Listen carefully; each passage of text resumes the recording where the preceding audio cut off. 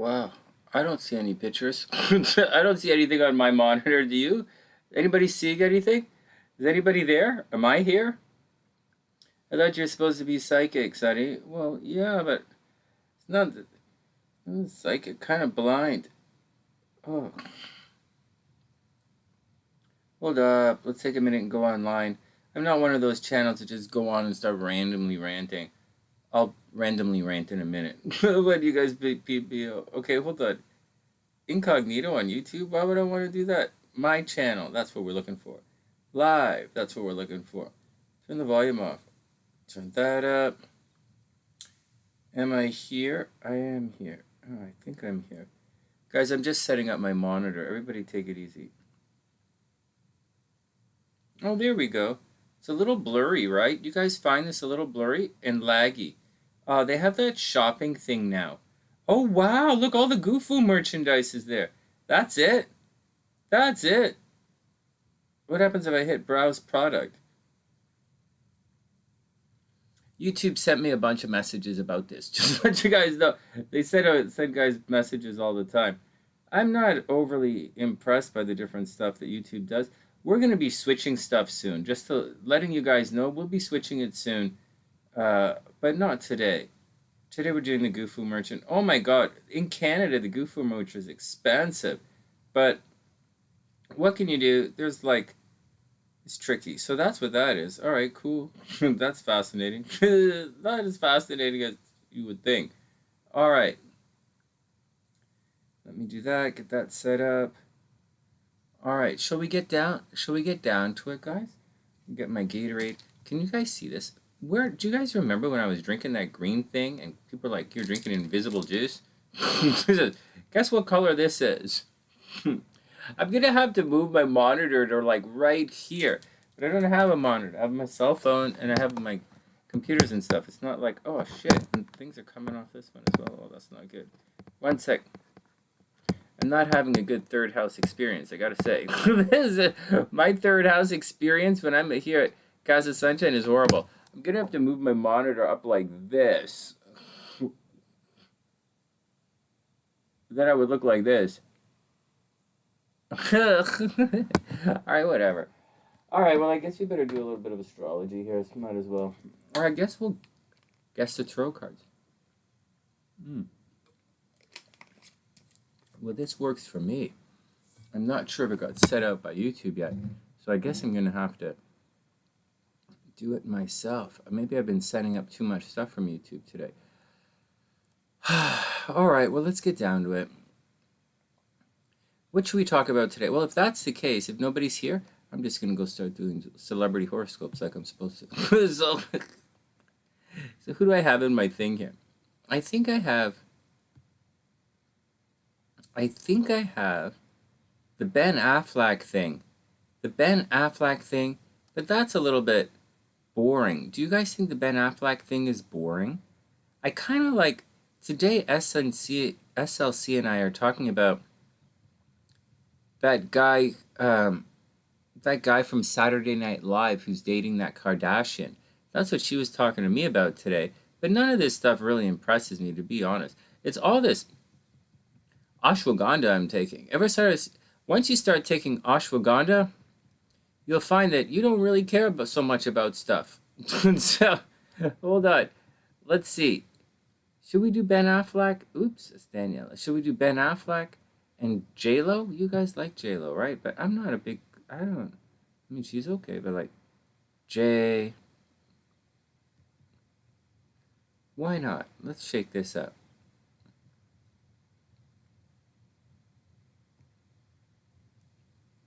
Hey, Angelica, what's up? Everything is cool. I'm just chilling out. I'm a little bored. I'm a little bored, so I thought I'd come on early. But there's not really that much to talk about. I mean, I could bring in them. I'm not sure what we should do today. I mean, we could talk about the weekend, but like, I find a lot of the astrology that people are stressing out about these days is kind of boring. Like the stuff that I'm seeing people stress out about here, I'll put it up for you and I'll show you.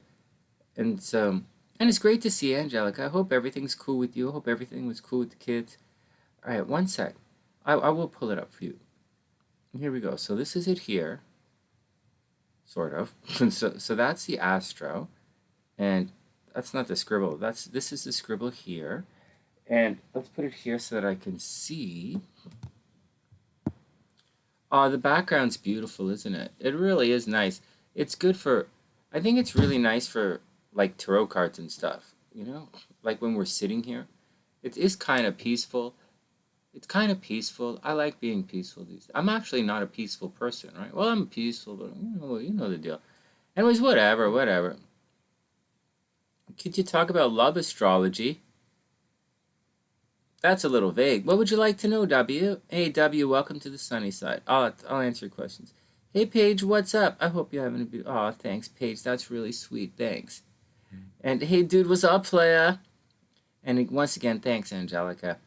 All right, W, I will indulge your uselessness. Go ahead and ask me a question. Go ahead and ask a love astrology question.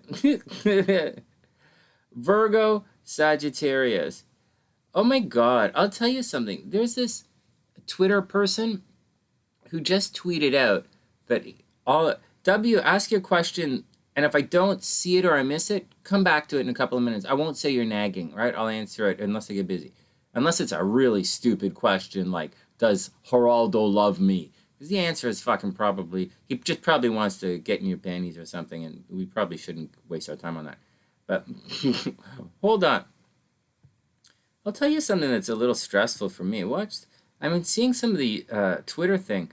There's some girl who went on and said, so Venus is right here in Cancer, right? So that's the deal. But this person is saying all of the mutable signs, right, should experience some kind of shakeup in love. Some kind of thing should happen in love for the mutable signs. But I'm not really seeing it because, like, when you're talking about love, so there are a couple of things here which is a little bit screwy, and I'll just explain something to you guys very quickly here. These signs square each other, right? So rarely, very, very rarely in astrology is something good for signs in all of the and all of like the not the modal, what's the word, instead of like temperaments, fuck, I can't remember what they're called. Modalities, whatever. It's rare, very rare that this square here, signs that are square of each other, that it's very rare they experience good things at the same time. Very, very rare. Very, very, very rare.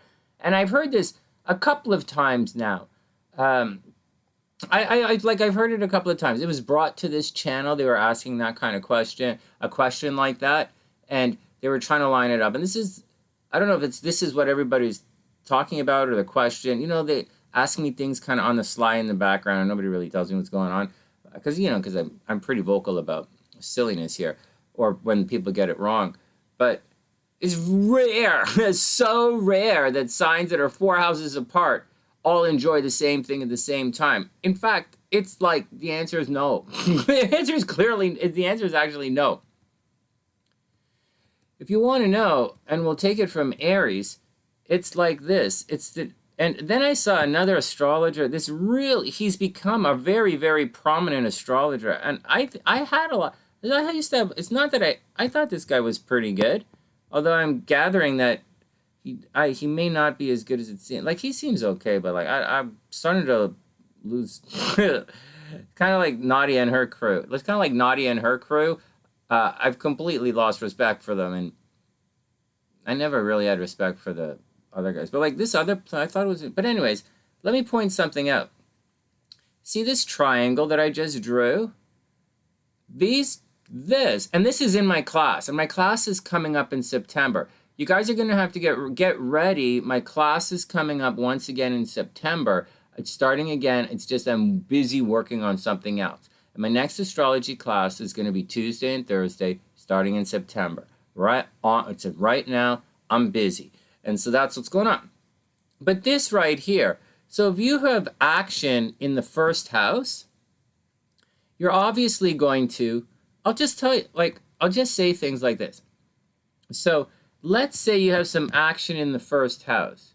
Like your sun is in the first house, or your Venus is in the first house, or your Mars is in the first, like moon. Like say you've got some action in the first house there. Obviously, it's going to affect your appearance, right? Like whatever, man. It's like, because that's what it is. It's your name. It's your name in this world. Not name and fame, but it's your name, right? So if you have Chiron here, right? If you have Chiron in the first house, people are going to mess up your name, right? That's obvious. We go through that all the time on the sunny side. Now, when you have this shit here in the first house, when you have this stuff here in the first house, these guys who have the sun in the first house, Venus in the first house, moon, all this kind of crap here, these guys have really bad relationships, and it's highly probable that these guys get divorced.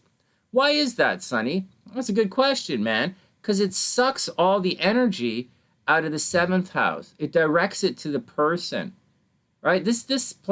All this placement in the first house, they have problems with their in-laws, right? It squares, it squares, it squares the home, right? That's that square I just mentioned, right? This that everybody talks about, that square that those people are talking about, it's negative. But we're talking about the good things. Okay, so sorry, I brought in the negative. Let's go back to the good thing.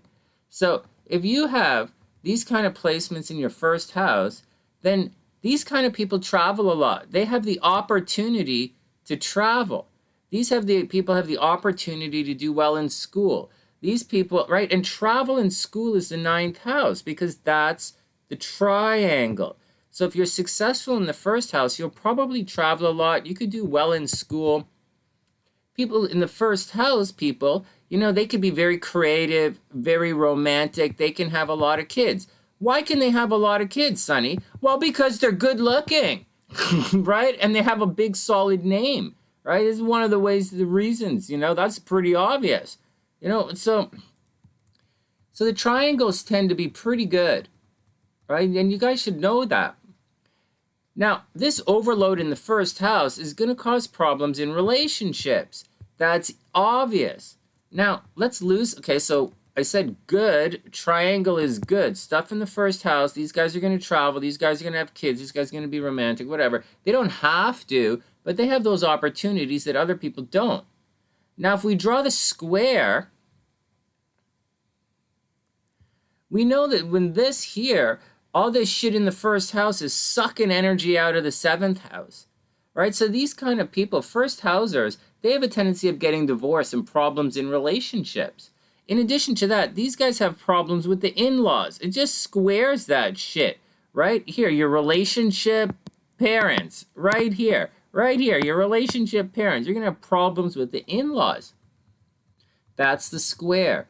So that's the difference between the triangle and the square. And I would think for people who, to be honest with you, I honestly thought that was so fucking obvious. It's something that could go unmentioned for, I don't know, how long we've been here. 11 years? I thought it was so obvious it could go, you don't have to talk about it. And to let you know, it's one of the major reasons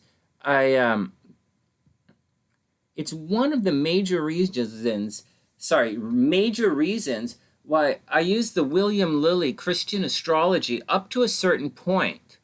And after that, like he has a great description of the planets with regards to weather, a great description of the planets with regards to temperaments.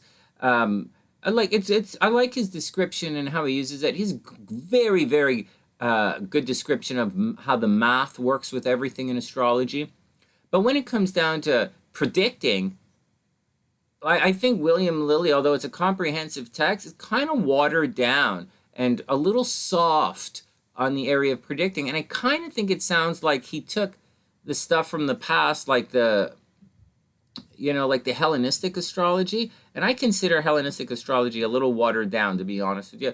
But so I stop, right, with the Christian William Lilly classical astrology. I stop at a certain chapter. And our astrology here takes it farther. It takes it in a different direction than he did. So, and when you read my horoscopes or I read you'll see that. And what I just described to you about good things in the first house, channeling, drawing in the ninth and the fifth, right? That's not really in William Lilly's books. William Lilly's books that I've read anyways, the parts that it's like first house is the first house, seventh is the seventh, and that's kind of the way it is. So once again, triangle is good. Square, obviously bad. I don't know how the hell these people can like say that. Anyways, just letting you know some of the stuff that's popping up that I've seen on Twitter and stuff these days, and why it works, why it doesn't work. Sometimes in Vedic astrology, like you'll see very certain things, like the sun is very strong in Aries, but there are daytime charts, nighttime charts. We don't use daytime charts or nighttime charts here on the sunny side because like it's daytime and nighttime depending on where you're watching me. Hello. so we don't do it like that, and so whatever. So that's what's going on with some of that stuff. It's just stuff to be aware of. All right, now where's this question? So what's the question, W? Did you have a question? Hey, Sue, what's up? Oh, Sue, you chill out. You're going to freak out. The Capricorns are going to freak out. Sue, I hope you're having a super amazing day. Hey, Wing One, what's up? I hope everything is cool. All right. So W, what's your question about love astrology? Hit us up, W. Come on. What's your question about love astrology? I'll tell you something. Oh, shit. You guys aren't looking at the chart. Oh, my God. Let's do it again. I apologize. Sorry. So if your first house, let me just do this again. If your first house is all jazzed like that, first housers, right? These guys, they tend to have a lot of love and romance in their chart, right? If you're good looking, you're obviously going to have a lot of love and romance.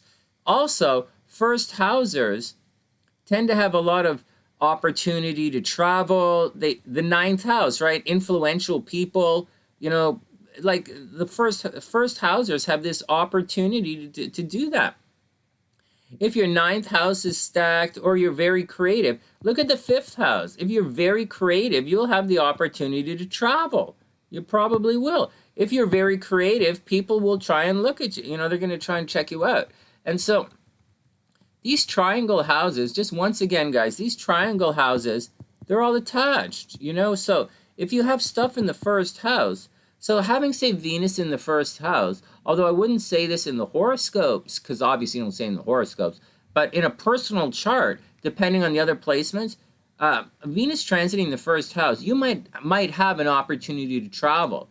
Venus in the transiting the first house doesn't necessarily mean you're going to get pregnant, but you're going to have the opportunity to get pregnant. Just saying, right? Just saying. Now, in addition, to all of this happening automatically, right? So automatically, a first houser automatically is going to have opportunities to travel. Opportunity, right? Good. Opportunity. Fifth house, opportunity to be romantic, creative. If you're good looking, if you're good looking, first house, you're going to go on a lot of dates. This shouldn't be too complicated. All right, now, that's what happens to people with planets in the first house. Like, that's it. Good. They have good fortune. And we talked about this last night. In the Trebulus, Ptolemy, in one of the Vedic books I have, it says, and I think it's one of the ones on the website, it says, if a person doesn't have planets in the first or seventh house, then that person is a person in this lifetime who's just here to enjoy their life. Right? If you don't have planets in the first or seventh house, according to certain types of Vedic astrology, it means you're just here to enjoy your life. You're not going to create new karma, and you're definitely not going to clear old karma. And if you don't have planets in the first or seventh, you're kind of at the whims of fate, so to speak. But according to this astrology, when you have planets in the first or seventh house, then you have free will and the ability to overcome a lot of this stuff. Now let's get back to it. So first house, you automatically have the opportunity to travel. You obviously super romantic. Now, in addition to that triangle that just seems to be sitting there oh so peacefully calm, there's also a square that's happening right here. There's also a square, and this is negative. So if you have stuff in the first house, you will have problems in relationships because it sucks in the energy from across from your chart. You will have problems there, just like you will have opportunities to travel and hang out with successful, cool people, and you will have dates on Friday night, and you will be romance, and you will get ice cream, and so just as the good stuff is going to happen, the negative stuff is going to happen. Problems in relationships, problems with the other people's parents, problems at home. You're going to have all of that kind of stuff automatically. There you go. There you go. People with the moon in the first house often change their career. I'll show it to you right here. It's on the test, motherfuckers. So, right here, the moon, right, is the moon and Mercury, I guess. The moon flips back and forth, the many sides of the moon, depending on how you feel. And this is your career. This is a many-changing career, right? The moon in the first house means you're going to change your career a lot. But, Sonny, I thought the moon was how you look. Okay, fine. So, all right, well, so you look pretty in your washroom, or you look pretty on your staring in the, but you have to go into the fucking world. I can't finish. I'm not going to continue this conversation. It's going to put me in a bad mood of having to wade through the shit of stupidity. You guys understanding this? Are you guys getting it? This happens. This is where the energy comes from. This is the effect of certain things automatically in your natal chart without anything else attached to it. All right, next. Anyways, W, I thought you had some romance questions. All right, next. So what do you guys talk? Yeah, you got a wing one. I didn't have it up. You got it, Sue. I'll do it. I'll pull it up right now.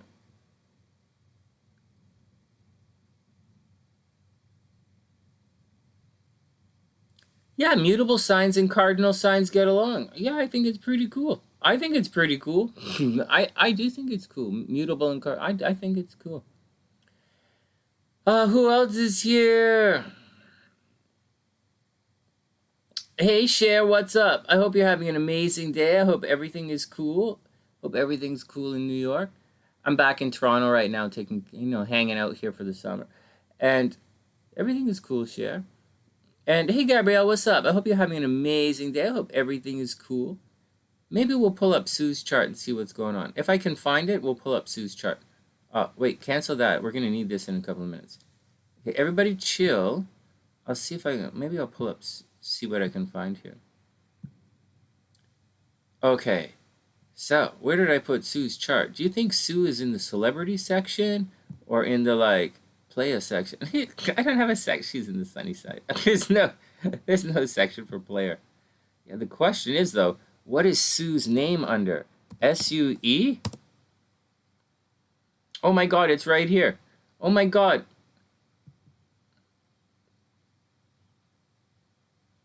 (11:25 a.m. London, UK. There's a London now. There's a new. Oh, Sue, that's really sweet. Oh, I was just gonna do your chart anyways. That's really sweet because I actually haven't looked at it in a long time, right? It's kind of nice to look at it because it's on this computer, right? It means I haven't looked at it in a long time. So I got you right here, Sue. Okay. Hold on, everybody. Hold on. Description box. Let's put it in the description box. You're the oh my God. Cher, what have you been up to? Is everything cool? What's going on in New York? I gotta stop yelling. Holy shit. This is one of the reasons they didn't. When I used to do all those TV interviews, I was notorious for yelling and everything. I'd be calm. I'd be banging my mic. Sonny, stop talking stuff. Oh my God.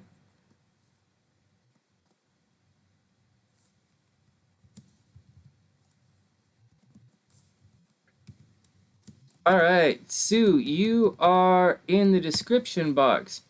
There we go. Shit.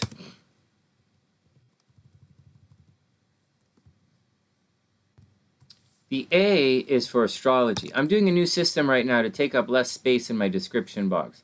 And I think I'm going to stop promoting stuff like my books, because nobody buys my books, and I don't really give a shit anymore. So let's delete my books. Emotional weight loss. You guys can state however you want. I don't give a shit. I'm in good shape. Fuck everybody.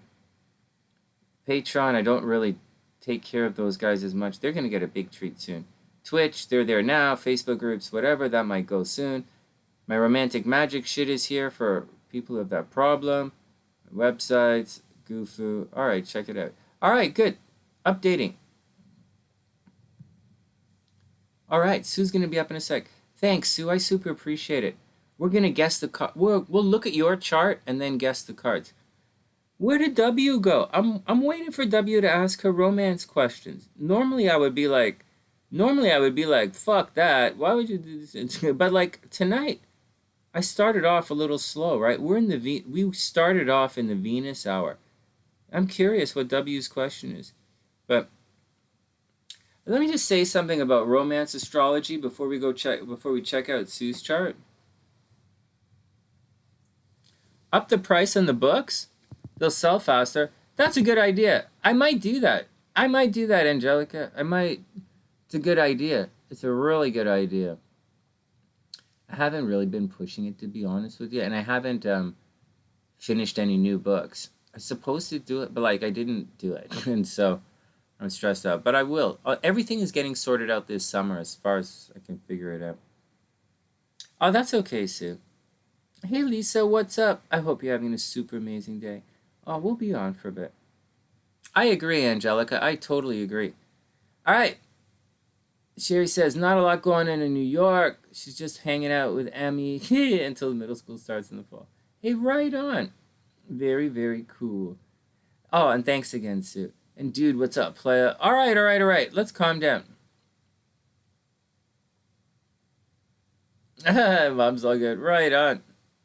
Oh, no, Angelica, I'm totally down with it. My next workshop, like my astrology class and my psychic class, they're not going to be cheap anymore. My classes aren't cheap anymore. I don't own any music studio anymore. I'm now a YouTuber, and I charge $11 for a tarot reading. So, like, my classes are expensive now, and especially my psychic class, because unless your psychic can start showing me that they can guess the tarot cards, they can absolutely go fuck themselves, right? And I don't mean you don't have to guess the psychic. You don't have to be.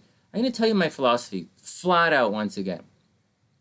You don't have to be psychic to read the tarot cards. You don't have to be psychic to do astrology. You don't. Like, it's just reading. And you read the card. You should be honest. Read the card. An honest reading with a little bit of personality. Okay, well, I kind of think this. I could be off. I don't know you, but you know where I come from, this would mean this. I'm just guessing. You know, that is way better than bullshit. Although, in certain places, bullshit is better. But in reality, the honesty is better. And all that. You don't have to be psychic. But if you are claiming to be psychic, you better fucking be psychic. You're going to have to go up against me. From now on, you're going up against me. And so I'm tired of this. And I'm tired of sending students out to do shit. I'm here, and you're going to go up against me. So the psychic class is expensive. So that's the deal. And I'm not doing a tarot class because it's a waste of time. So you guys could go learn tarot out of a book. But you can't learn TheSunnySide astrology really out of a book. Although you can't really do hypnosis, the other stuff out of the book. But aside of that, it's going to be fun. Whatever. And I don't always get, we don't always guess the cards. But anyways, I'm totally with you, Angelica. I'm totally down with that. Prices are being raised. Hey, Secrets. What's up? I hope you're having an amazing day. Hope everything is super cool with you.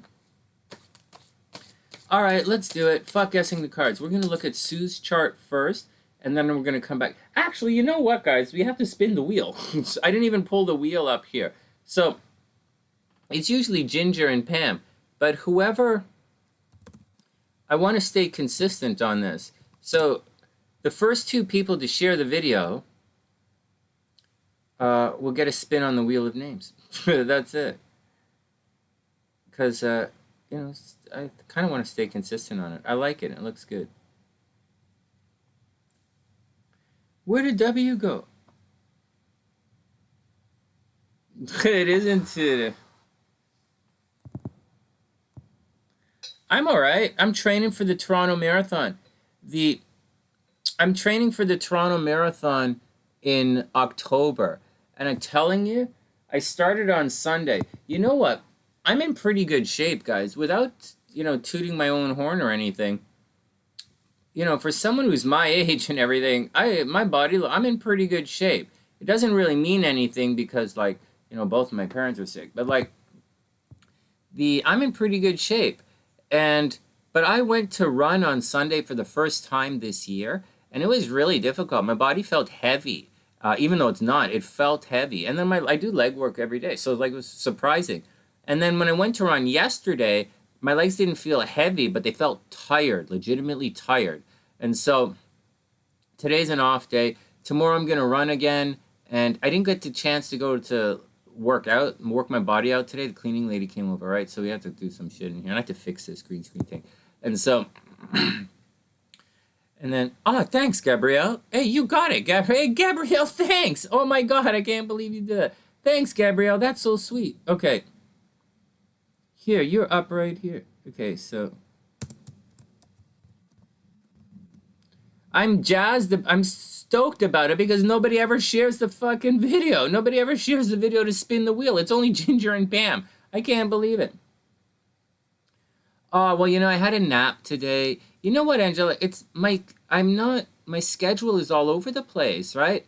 I'm not getting my afternoon nap. I'm usually an early riser, but I take a nap in the afternoon because I work so late. And I haven't had a chance to do it, but I feel pretty good. I had a little bit of a nap. I got a bit of work done today. There's a lot of cool stuff happening on the other stuff. It's always pretty neat. Hey, Gingie, there you are. You got it. Thanks, Ginger. No, I was just surprised that you guys shared the video. Okay.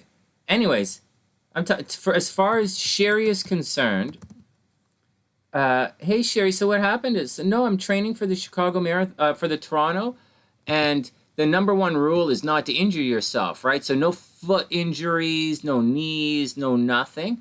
And I started training, I started on Sunday. I went on one of my routes. And yesterday I started one of my mom's routes. And I'm going to be using her route. So I have a new route. It's backwards from a different direction from the one I would normally take. I still run the river. You guys know that. I like to run through the park. But I'm running it in a different direction, which is a big deal. And this route is brutal, man. There's a reason my mom's legs are so strong. There's a reason my mom was able to run all those marathons and why she runs so fast and she's so successful. It's tough.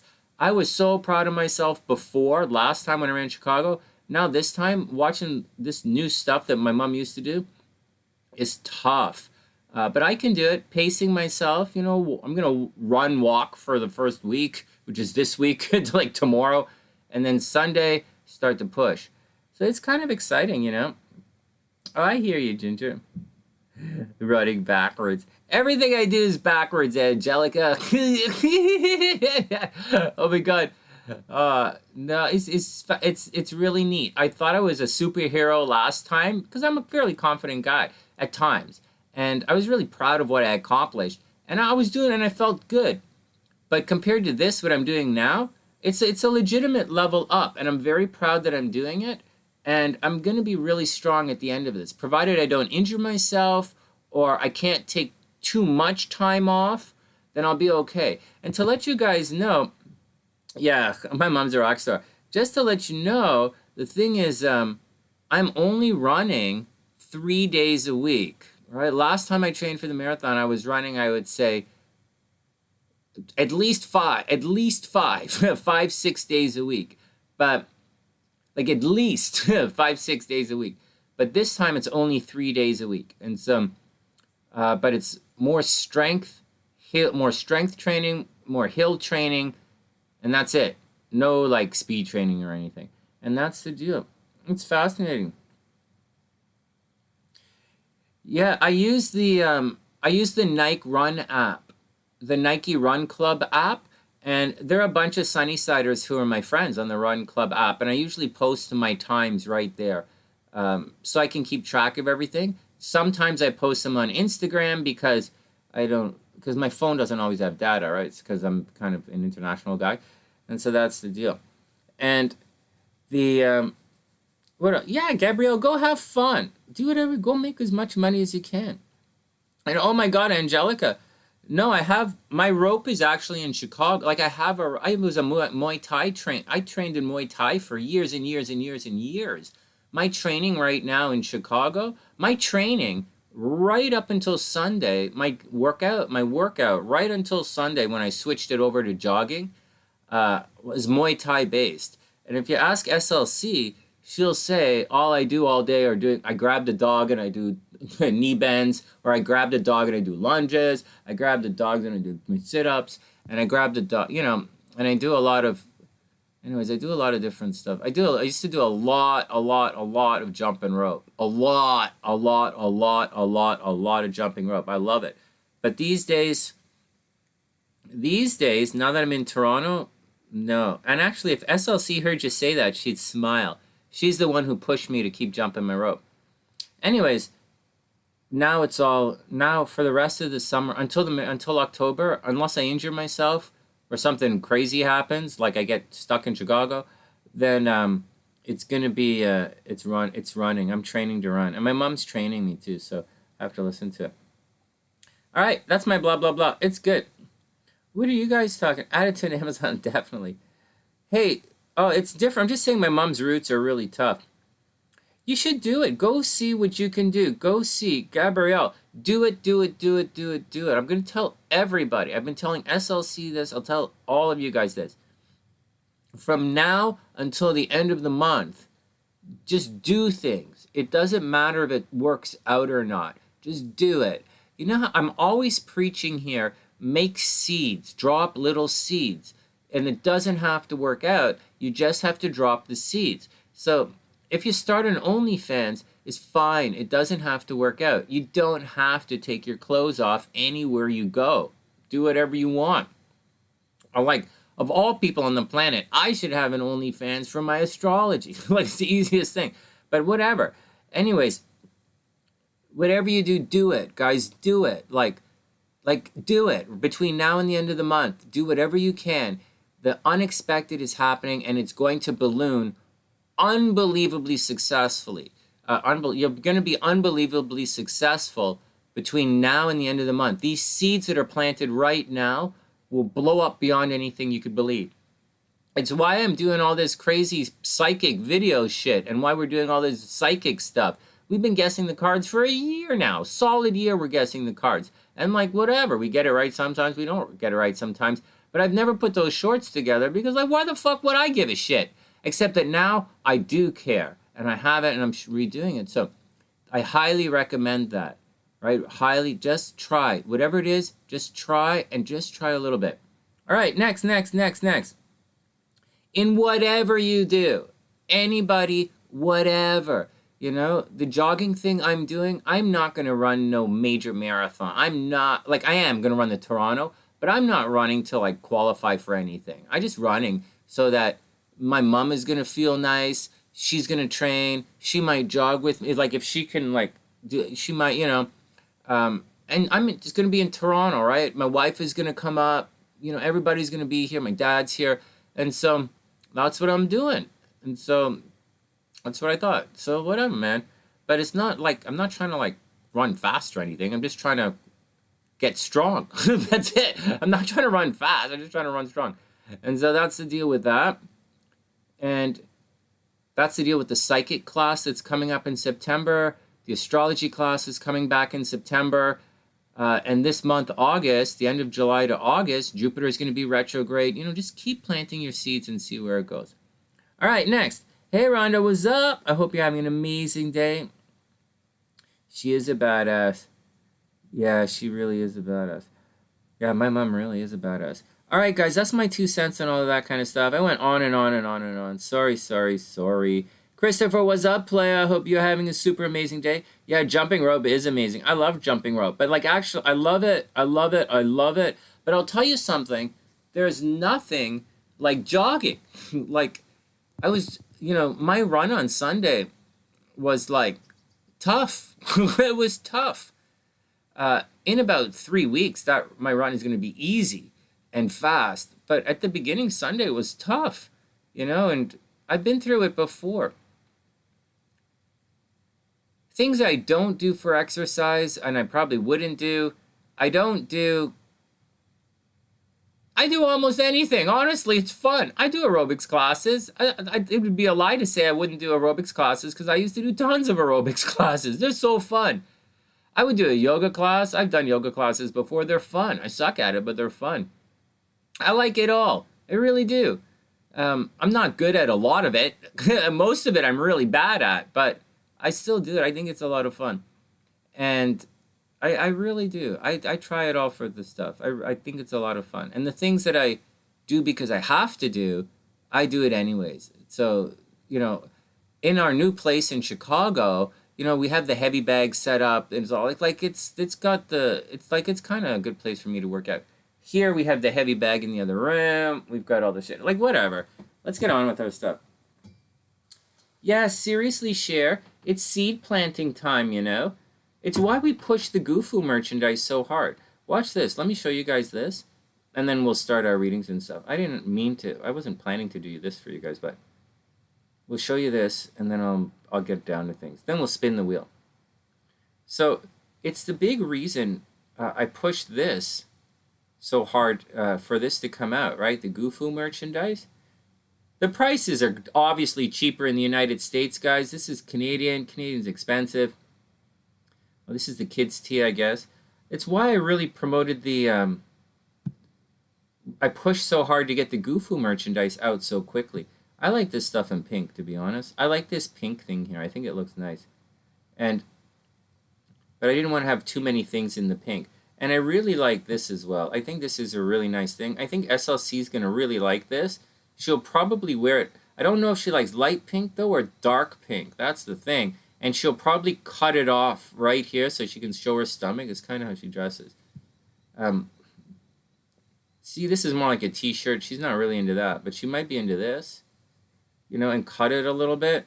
I know she's going to like this.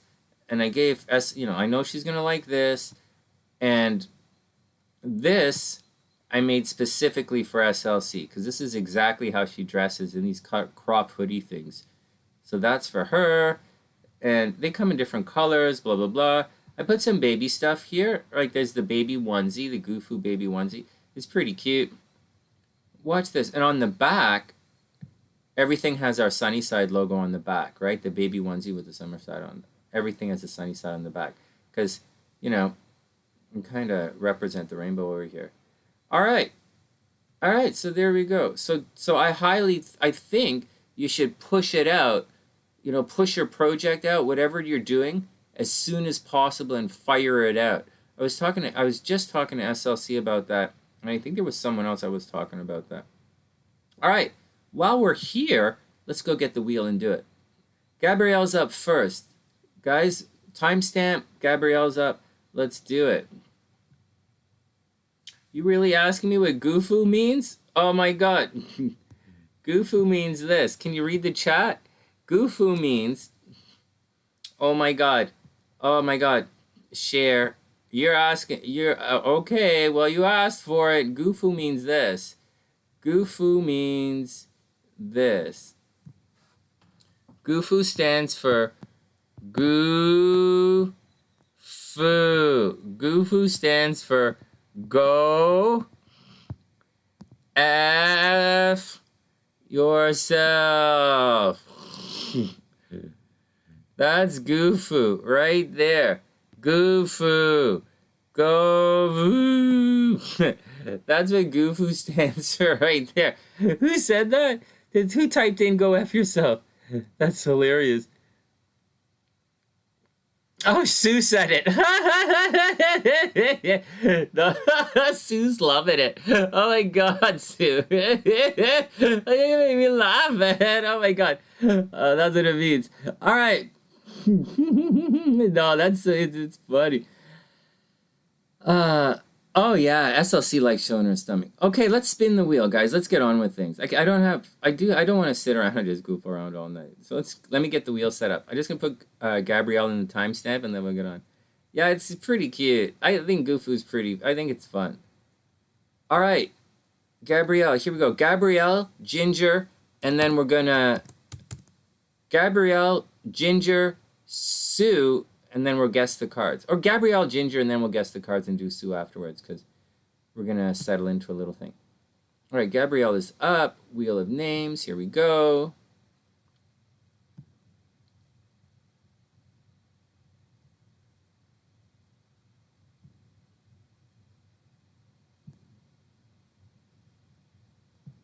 Here we go, guys.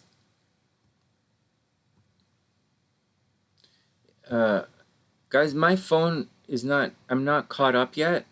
I can't, I just need 1 second to catch up because I'm on a delay as well. I never switched the delay back. I never turned off the lag because although the captions aren't working, it's set up as if they were gonna work. So if I stop using Restream and I go back, it's already set up so that I don't unfuck it up. And just saying, I have a tendency to fuck things up. All right, here we go. Wow, this screen looks so cool, man. I really like the way it looks. Oh god, okay. Let's remove that one and spin it again. Okay, here we go. One card's not enough. Well, it is, but like... it's the first reading. Let's get a couple of cards. Oh, fucking 6 is too much! Alright, Gabrielle's gonna get a big reading here. Here we go. Gabrielle is up. It's all fine, man. Let's do it. Let's do it. All right, Gabrielle, you're up. What do you think? Let's chill it out here. You know what I was thinking, guys? I was thinking of, on this screen right here, of having, like, putting the tarot cards, like the computer tarot cards, like maybe here, and then here, and then like here, like maybe 1, 2, 3, 4, 5, 6, like this, in this area right here on the screen. That one might look pretty good. I'm not sure if I could pull that off, but if I could, that might look pretty cool. But it might not be big enough for you guys to see, right? So, I don't know, maybe if I sat like this and I put the cards right here, that might look pretty cool. Okay, but whatever. In the meantime, let's just do it. Okay, here we go. Gabrielle, you are absolutely up. This might actually be a lucky day for you. I'm guessing the card. Okay, here we go. I'm going to hold the cards. So, first up, the King of Swords. Oh my god. So, cerebral time. Time to think it out. It's brain time. So this is brain time, Gabrielle. So think about it, think about it, think about it. He's not the most use his intuition kind of thing. It's kind of a facts-driven card. So the King of Swords, whatever you're trying to do, figure it out. Like sit down, pen, paper, think about it, plan it out. The King of Swords, just like, you know, maybe the Queen of Cups might be the most intuitive person in the entire tarot. The King of Swords is kind of takes in the most information, right? So it's time to be super observant, Gabrielle, and pay attention to everything around you. And then we have the Chariot card. So you're going to have to stick up for yourself. Look at this, Gabrielle. You have the King of Swords and the Chariot card. If I were you, I would act on the facts. You know, it's a Chariot, right? So stick up for yourself. Go get it. You know, it might be a little sideways, obviously, Cancerish, but definitely go after. And it's victorious. Go after what you think is right. I think the facts are going to, you know, Gabrielle, I think you're going to come into some information and you might go a little crazy and act upon that information. Then we get the Two of Cups. Then we have the Two of Cups. SLC wants to know if Stream Elements has any game widgets. Hey, you know, Sexy, there are game widgets for the chat right now, my YouTube chat. However, the Stream Element widgets for the chat are mostly for Twitch. Most of the games that are available with this stuff that I'm using are games for Twitch. And the stuff that's available for YouTube, it's like the 8-ball, and that's pretty much it. It's 8-ball countdown and that kind of stuff. Unfortunately, the fun stuff's for Twitch. All right, here we go. Gabrielle, 2 of Cups reversed. This does not bode well. 2 of Cups reversed. It looks like, so I'm getting a feeling. All right, well, I don't want to be cliche, right? But you could easily say information is coming. You could easily say information is coming about a relationship, right? Or a relationship that's not working out. Maybe you're going to have to go the extra mile for the relationship. But I have a feeling some information is going to arrive, or you're going to figure out or deduce something based on a potential love thing. And that's what's going on. You also might actually meet somebody new. Like, I think you're probably going to meet somebody new. I think so anyways. But then the 2 of Cups, it's reversed. So it's probably, it might not work out quite a ways right away. And then we have the Death card. So change is absolutely coming.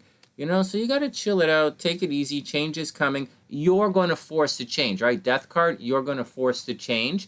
And then we have the 9 of Wands reversed. Maybe you're not as close as you thought you were, right? There are going to be some delays right now. Death is coming, right? The change is coming, and you're not as close to your goal as you were hoping to be. But, don't worry about it. Don't worry.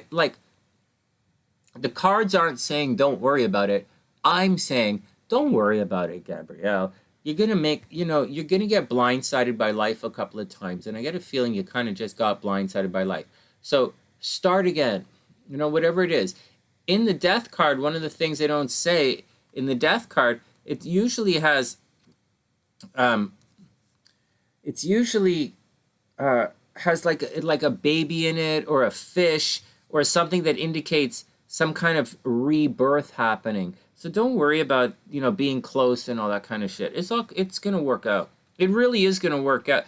It's going to work out. I know it's going to work out for you because you are keeping your feet moving. And it doesn't matter if you get a little bit bummed out or a little bit depressed. And it doesn't matter if that happens for 6 months or 8 months. As long as in the background, you're moving your feet a little bit in some kind of, and just moving around a little bit. And then the world isn't going to crunch you down. So you're going to be okay. Here we go. 2 more cards. Then we have the Empress Reverse. Well, I hope to God you didn't get pregnant, right? The Empress Reverse. Again, these new beginnings that you're hoping for, they're stalled out. The new beginning you're hoping for is stalled out right now, but don't worry about it. If I was a super new agey guy and I was giving you some kind of spiritual reading, I'd say your energy is not quite... I'd say your energy is definitely ready to move on. However, you probably holding your energy, may have been holding your energy back a little bit. Although I doubt with all the hypnosis you're going through that I would seriously doubt you're holding on to anything right now. So, with all that hypnosis, I would doubt you're holding on to anything. And I would think, in spite of the cards, you really would be ready to move on now. But I'm telling you, right now is the time to throw lots of seeds. Jupiter's going to be retrograde soon. Mars is going to go retrograde. Saturn's already retrograde. Throw your seeds out, and then in a month or so, right around your birthday, right? And when we get, in 2 months, when it's your birthday, or whenever that's the time to really... The seeds that you plant the seeds that a Virgo plants right now will start to pop up right around Virgo's birthday. So it's very important. So it's a good time right now to do it. All right, finally, one more. Da-da-da-da. This obviously the Sun card reversed, right? So you're kind of not quite ready. Not quite ready, but I think you should keep going. I really think. And I don't think anybody should make any major decisions right now. Although I'll tell you, although I don't think you should make any major decisions, the very first card you had was the King of Swords. So I really think you should do your Virgo thing. Just gather all the information. Just process it. And as you're processing, just throw out these little seeds. Just throw it out, throw it out, throw it out, throw it out. And, you never know what's going to happen. And right now, we're going through a situation, everybody is, astrologically, where, you don't know what's going to happen. So Like when I went for my colonoscopy last a couple of days ago, I was really worried about the astrology. I was like, oh my God, what if I have a stroke? Or like, what if I die on the table? I'm like, that's never happened before, but that's an unusual thing that could happen. And I was like, okay, that might happen.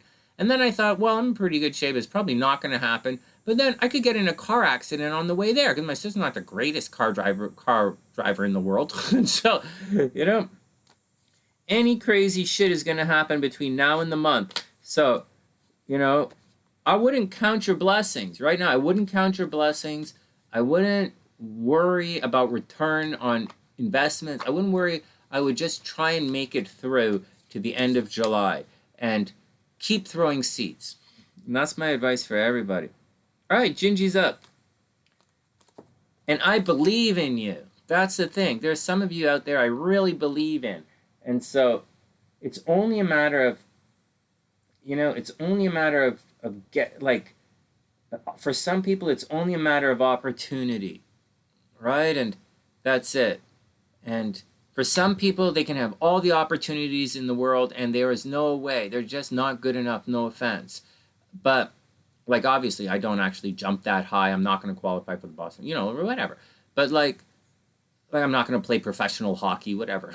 But, like, you know, but for other people, if you choose the right way, you're going to be quite successful in that way. I do believe that. And there are a couple of you I really believe in. All right, next, Gingie's up. Live stream. Da-na-na. Your kids are sucking up the internet. Hey, Amy, what's up? Loom soap. What?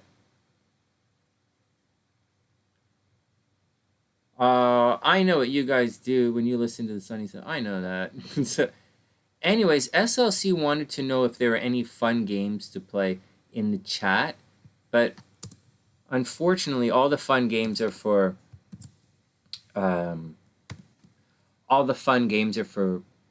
Twitch, and we're not hanging out on Twitch. Oh, you're welcome, Sue. Sorry, Sue. You're welcome, Gabrielle. You got it. All right, next. Here we go. All right, Gingie's up. Gingie's up. Then we're going to cruise into some stuff. Gingie's up. Where's my wheel page? Mm-hmm. Do. All right, Ginger, here we go. Ginger, you have in the timestamp. Here we go.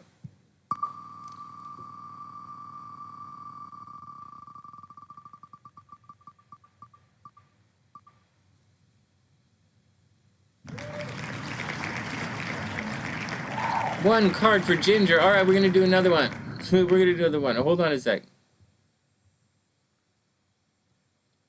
Hold up. I'm just checking some stuff off here. Hold up.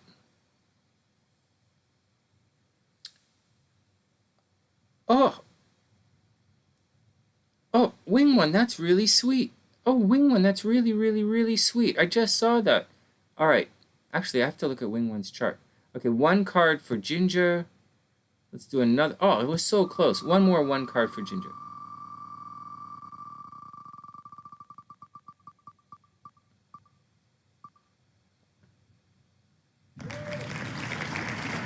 All right, Ginger, you're going to do 2 cards, okay? Because I'm probably going to read your cards again tomorrow. So, like, two cards. And here we go. The reason for 2 cards, one, because it says 2 cards. The other thing is, we're going to try and put a little story together with 2 cards. And it's a good exercise. For those studying tarot or studying this or studying that, it's a good exercise. So here we go. Ginger, 2 cards. You're in the timestamp. Let's see what's going on. Then we're going to guess the cards. Take a little break. Oh, there you are, Wing One. Oh, thanks, Wing One. That's really sweet. Oh, yeah, we're doing it right. Yeah. We're going to take a little bit of we're going to read Ginger, right? Do these 2 cards. And then we're going to guess the tarot cards for us, right? We're going to sit here and guess the cards, and hopefully we get them right. I don't know if we get them right or not. And then we're going to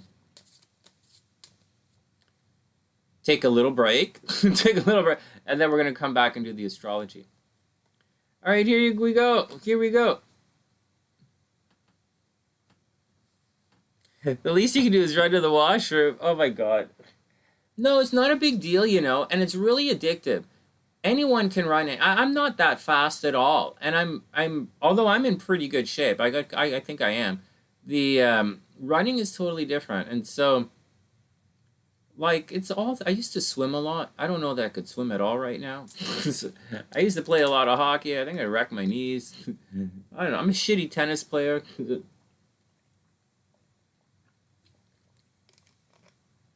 I just want to hang out and watch Game of Thrones with my dad is all I really want to do.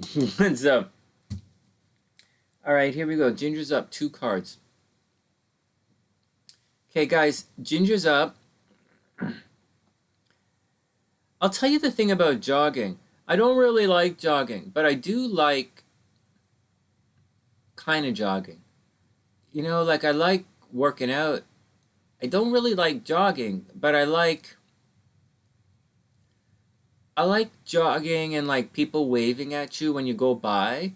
I like that people encourage you. You know, I read a lot of negative mail all the time. I see a lot of stupid stuff. I see a lot of influencers just making shit up, like a lot of irresponsible stuff out there. And it's really frustrating to see people who are supposed to be my peers just bullshitting everybody. And they're starting to lack authenticity. It's kind of scary to watch,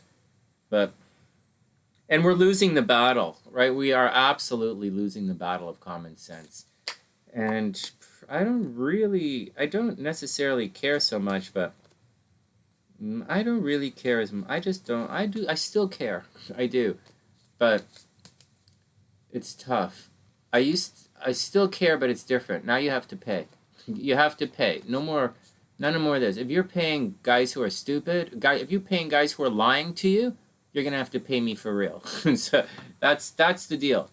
And so it's why I was going to, you know, send out Gufu shirts and have you guys read my horoscopes. I thought that would be really fun, right? For you, you know, for me to give you, you know, read the horoscopes, and I'd send you a Gufu shirt and you'd wear and read the horoscopes. But no, that's not the deal. If you want to be on my horoscopes, you have to buy a Gufu shirt yourself and say, Sunny, can I read your horoscope? And I'll say, maybe. And so I've completely changed. After the last stuff I went through and the stupid stuff I'm seeing online, no more. And if you guys want it free, that's right here. Right here we're doing it free. But this isn't teaching. This is just hanging out watching me do stuff. All right, Ginger's up. And I think Angelica's right. I should charge more. But I'm not charging more here on YouTube for you guys. This stays at this price and this is going to stay at this price for a while. Probably for the next 2 years will be at this price. And then, and it actually might get cheaper when I bring the app back. So when the app comes, these prices might be cheaper. And so, but I think Angelica's right that we should raise the prices. And I think you guys are onto something. Here, let's go. Gingie's up. Sherry, you just got the Gufu shirt? Oh my God, no way. Well, Sherry's a Scorpio. Hey, Jovind, what's up? I hope you're having a super amazing day. Oh my God, well, my cousin's a Scorpio, right? Like, Sherry, you're a Scorpio, right? I think you're born, like, right after me. So, like, although I'm, like, 100 years older than Sherry, but, like, that's so cute. Like, they really are cute, right? So I got the purple hat. I didn't want to get the black hat because I wear so much black, and like, it's summertime. So whatever, right? So I got the purple, and I got the shirt because I wear shirts like this. So I got the shirt like this, and I got a t-shirt from my dad, and SLC is getting some stuff in like at the end of the month when I have some money. When YouTube pays me, I'll get SLC her stuff. No, it's awesome. It's a lot of fun. All right, here we go. Yeah, you're a Scorp. So, like, yeah, it's really cute. Oh, you got the purple one? Nice. I like it. I like the color. I do like it. It's cute. Oh, my God, Cher. You're gonna be like, walking around going, Gufu. Actually, I'll tell you the secret that's going on, and I don't know if it's going to happen or not. I'm switching, I'm adding a different merchant right now in the background because, you know, my niece, Scooter's little sister, whatever the kid's name is, she, Spring doesn't have any little girl dresses, and I can't give her Goofoo stuff because, like, I don't want, that kid's not like, you know, her dad's really uptight, and I don't want to offend her father. Not like that. Like, well, those idiots have no problem offending me, but they're kind of fucking retarded and from the bush. Their greatest ambition in life was to get a nice big hut in the bush. I'm like, that's fucking retarded. It's a way to think big. But anyways, for them, that is really big. So I'm going to stop talking down like that. And I apologize. That's just me being a snob.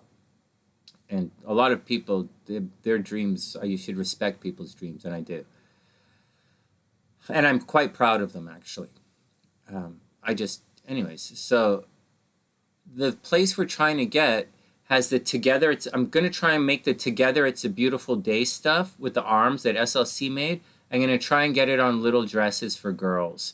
You know, so it can say Together It's a Beautiful Day, or the little kids, guys, and that kind of stuff. So that I'm trying to make for the kids. I should already be approved for the new site because of some other stuff I did about 4 or 5 years ago, but I don't know. So that's what's going on. All right, whatever. Let's go to Ginger. When it's all done, I'll tell you what's going on. All right. Let's go down. Ginger's up.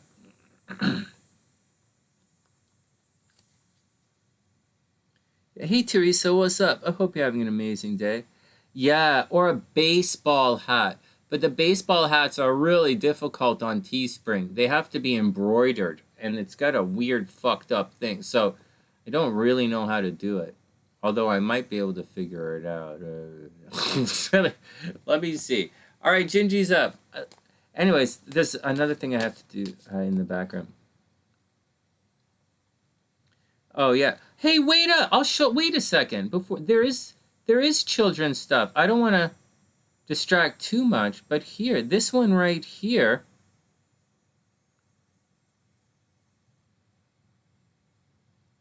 this is the kids' tee right here. Oh, well, the kids' t-shirt doesn't come in a lot of colors. That was the problem. This here is the kids' t-shirt right here. I'll just show you guys and go back to it. This is the kids' t-shirt right here, but it doesn't come in a lot of colors. And that's the problem. Like, there's no pink. I would have put the pink up if it came in it. But, and Emmy's a girl, so what do you want? You're not going to get her any of this kind of stuff. No, I get it. It's all cool. When the new stuff comes in, I'll tell you guys. Okay, let me get back to it. Ginger's up, then we got to guess the cards.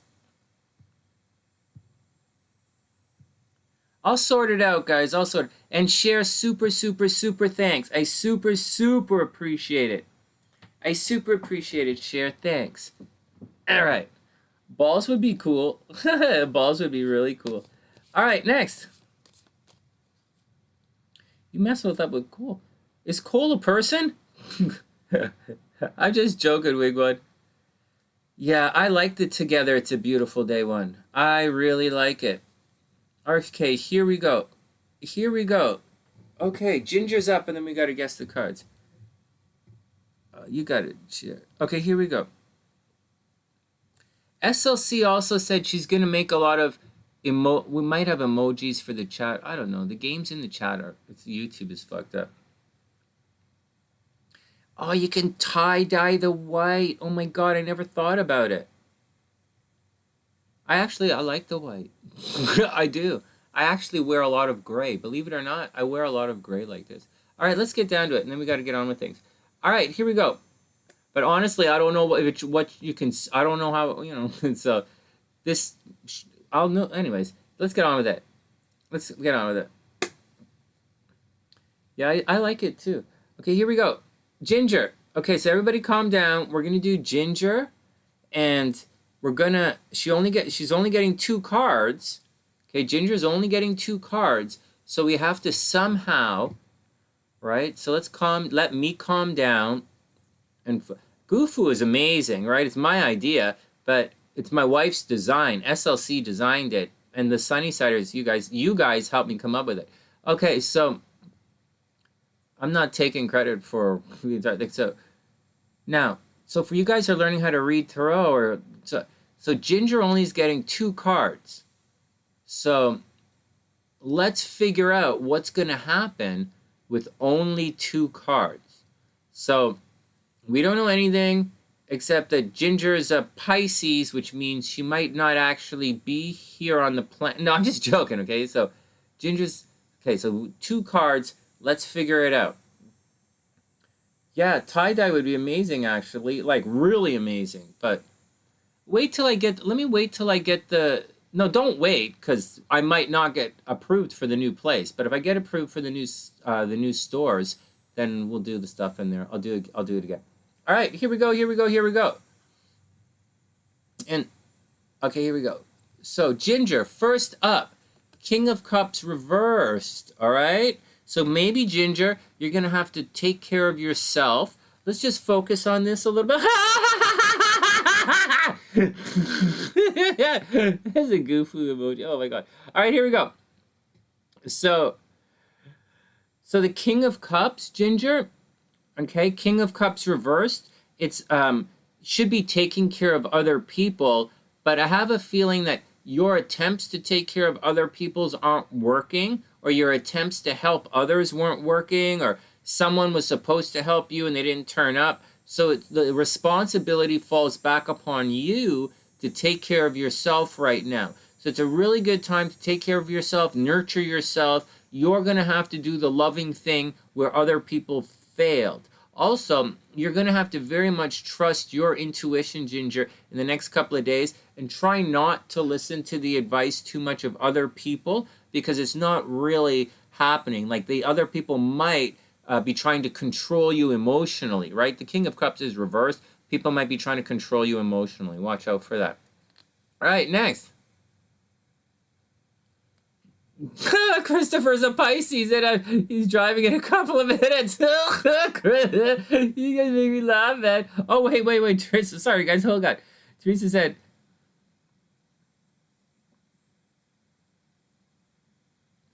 oh my God, both of you guys? Oh my God. Hey, Teresa. Oh, Teresa, you're with Chris. Oh my God. What happened? Teresa, did you drive into Chris's car? Did you drive into your husband's car? What the hell? My mom's driven into my dad's car on a couple of times in the driveway right here at Casa Sunshine. On about 2 or 3 times I can think of right off the top of my head. She's driven right into my dad's car. Just... When I had my motorcycle, it was parked way the fuck away from everybody. Like, and my motorcycle was kind of in a bag and everything. Nobody could touch it. Everybody just drives into my dad's car randomly. Oh, man. They both broke down at the same time. Oh, man. Well, I hope you guys are okay. That's an easy one in astrology. I hope you guys are okay. I hope my sister's okay as well. Okay, one more for Ginger. Ginger, the 6 of Coins, reversed. Okay, so putting it together... It looks as if I hope you guys are okay. I'm going to get back to the horoscopes eventually, but right now it's a little tricky for me. Here we go. So Ginger, 6 of Coins reversed and 10 of Coins. 6 of Coins reversed and King of Pentacles reversed. Wouldn't this look good up here, guys, in the tarot thing? But in the tarot screen, you're not going to... It's going to be maybe this size, maybe a little bigger. Right, but I have to go 3 across and then 3 like this. And if I sat like this and like I did it the way, but that might work. But I don't know. Let me see how it plays out. All right, we're going to guess in 1 sec. So Ginger, it looks like you're going to have to, it looks like money is going to be a problem.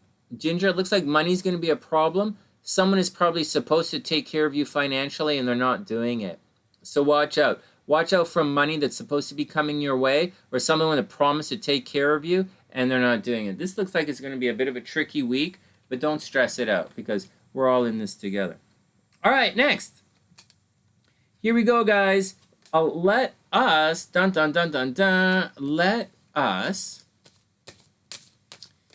let's guess the cards. All right, let's guess the cards. So here we go, guys. 2 in the major arcana, 2 in the minor arcana. Right? And you don't have to know all the cards in the major arcana. You could just guess the number 1 between 0 and 22 is the major arcana. So, guess 0 into 22. And then in the minor arcana, it's like playing cards. Aces, kings, queens, jack, whatever. Like cups, swords, wands, and pentacles, right? Or, or you could screw it up a little bit, and I'll help you through it. And here we go. I'm just going to put the timestamp in for us so I can find this when I come back. And here we go. So let's just, take a wild guess. Not a wild guess. And so here's how I do it, guys. Oh, Ginger, you're welcome. Ginger, watch out for money. Watch out for someone who is supposed to take care of you not taking care of you. Someone might go back on their promises and you're going to have to take care of yourself. So be careful. And especially with regards to money. Like someone is saying they're going to pay and they might not. So watch out for it. All right, next. All right. Butt nuggets. Butt nuggets is not a card. It's more like of a life experience. Okay, so here we go, guys. So what's the deal? So when we pick the cards, let's try and just think of, so how do I pick the cards? Oh, man. Guys, here's how I pick the cards. I really think of what kind of day are we having. So I was a little bit short-tempered with Papa Sunshine today. It felt like I was being compared to a situation that I thought was unfair. And I stood up for myself, obviously, because you can't compare someone like me to something like that. It's just kind of a stupid thing to do. So, but it's okay. It's, but things resolve quickly. So, but I think that's me being stressed out. I'm extremely stressed out. Extremely stressed out. And so, but I don't think everybody's stressed out. So I'm going to remove myself from most of that equation, except for being a touch short-tempered. Except that SLC is really, really not short-tempered these days, which is really amazing to see. She's really patient right now, which is nice. So maybe those two cancel each other out astrologically. Right? So Christopher says a really great day. That's pretty cool, right? Great day. No way, Sue. No guessing. No using the brain at all. This is not a brain kind of show. The SunnySide is not a brain experience. It's an intuitive experience. We're all about emotional experiences. Yeah, it doesn't. I totally got it. No, seriously. No, I'm with Chris on that. I agree. It doesn't always show up. And Sue said the Hermit. Maybe the Hermit. I didn't really go do much today. So here's the astrology. So the astrology is, let me pull the astrology up. But the cards don't always agree with the astrology, so that doesn't help either. So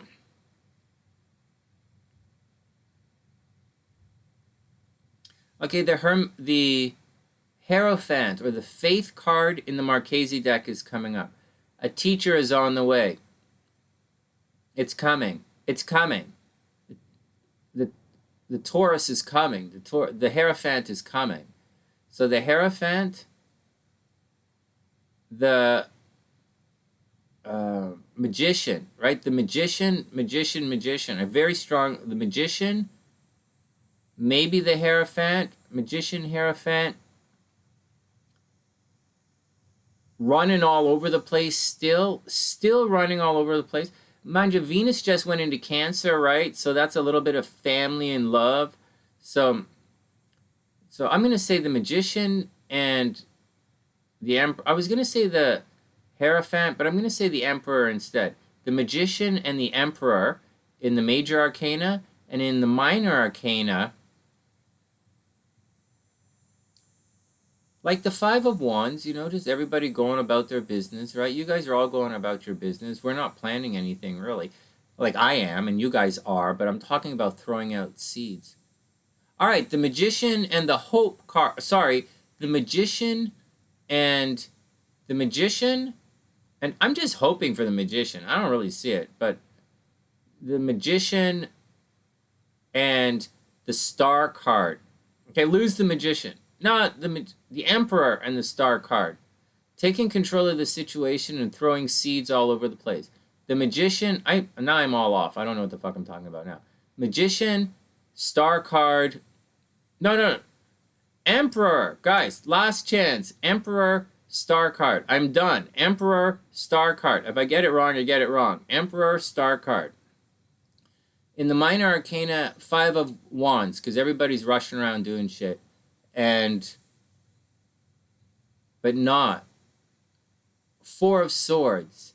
You guys can't do anything about it. 4 of Swords. You guys are stuck. 4 of Swords, 3 of Wands. Here we go. 4 of Swords, 3 of Wands. Do you really believe the 3 of Wands, Sunny? 4 of Swords, 3 of Wands, Emperor, and the Star card. Here we go. Here we go. Hey, Chaos. What's up? Holy shit!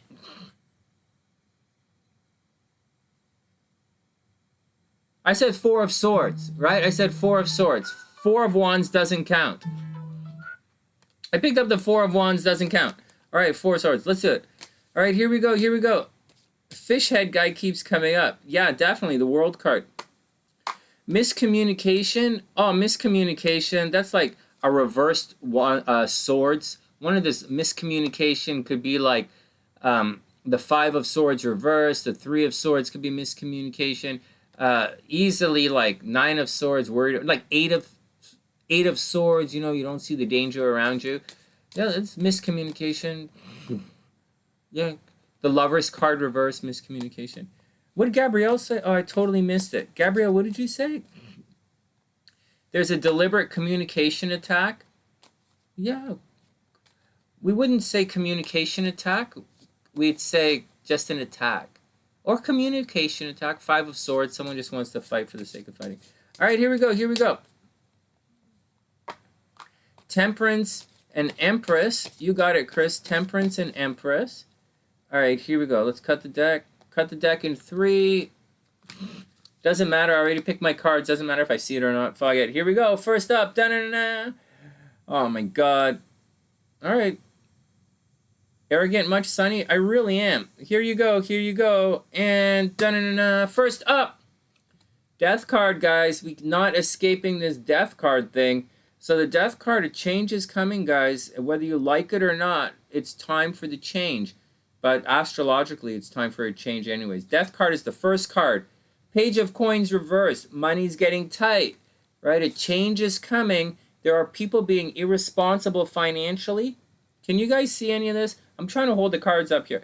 So, try not to hide the cards. So, so some people are spending money irresponsibly right now, and as a result, a change is coming.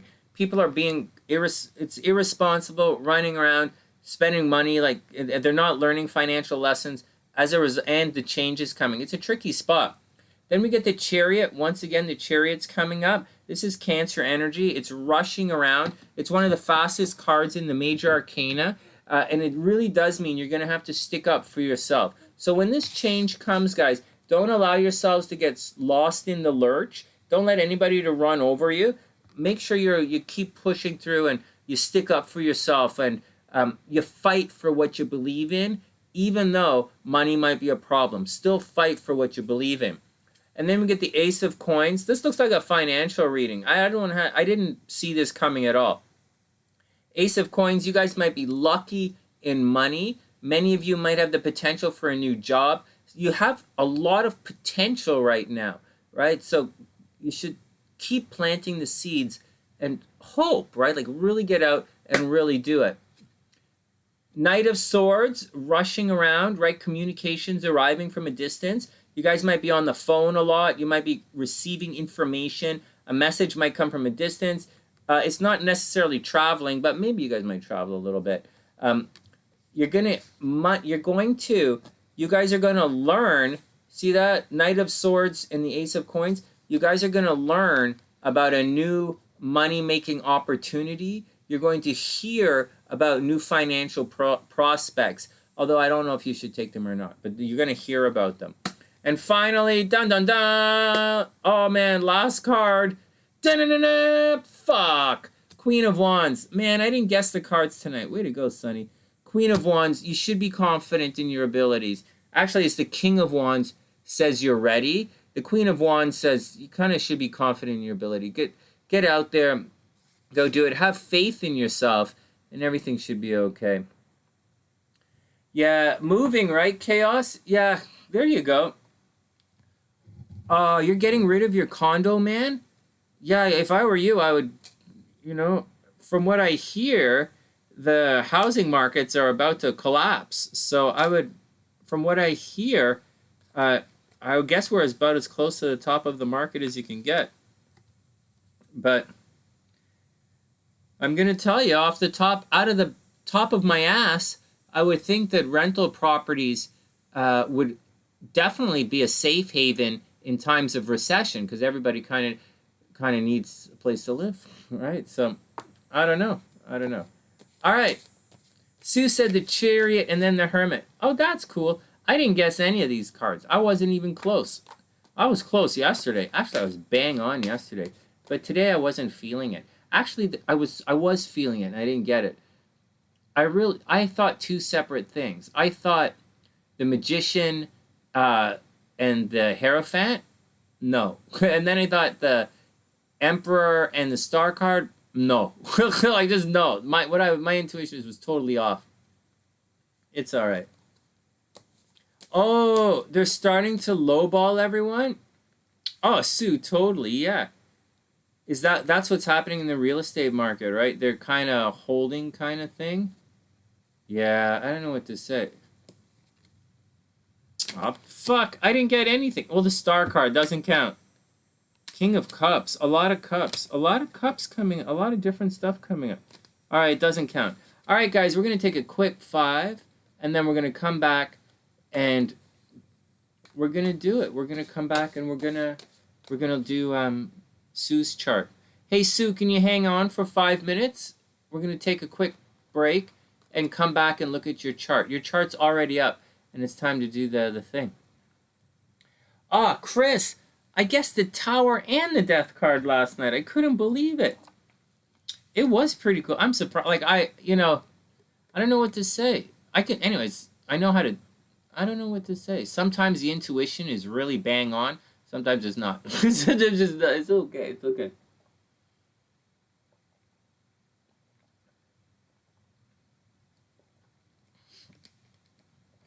No way, chaos. You're right. If you can't evict, you can't get the income. Oh, that sucks.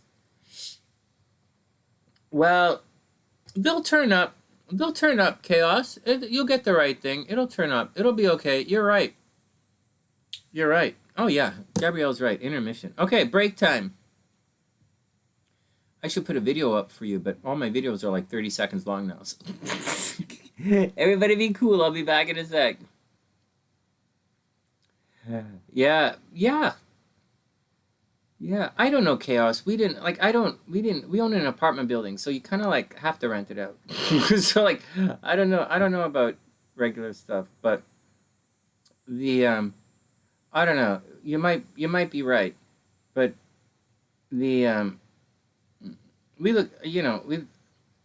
It all depends on the type of tenant you're looking for. Whatever it is. Whatever your client is, that's what you look for. Maybe right now it's not the time for something like that. But it's okay. Different cycles, right? All right, I'll be back in a sec. Different properties, different. It depends on who your clients are and where you're going. All right, I'll be back in a sec.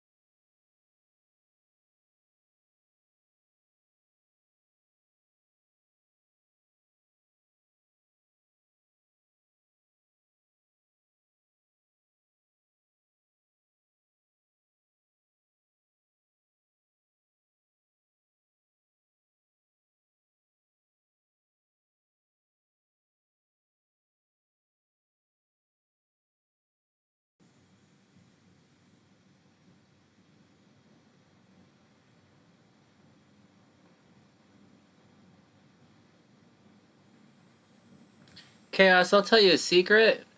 My apartment in Chicago, in all sincerity, my apartment in Chicago costs almost, not quite, my one-bedroom apartment in downtown Chicago costs almost twice, almost double what you're talking about right now. No joke. No joke.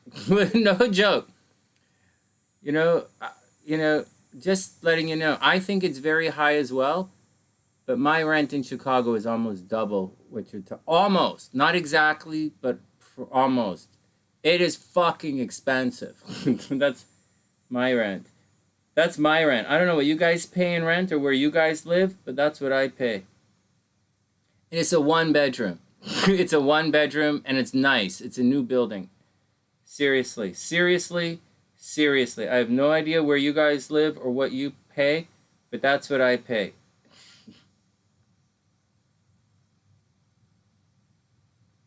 So that's what I pay. I don't know where you guys. If you guys want to live in Chicago, that's what you're going to pay. All right, next, let's get the astrology up. Sue's up.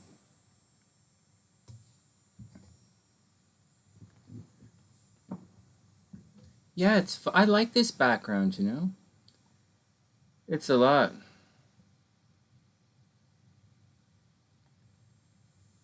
Yeah, like that's what you would have paid in. So our building was in downtown Toronto in the annex. That's what you would pay for a small one-bedroom apartment in the annex in Toronto. And my apartment in Chicago that we rent, SLC and I rent, in a brand new building. It's about 1 or 2 years old.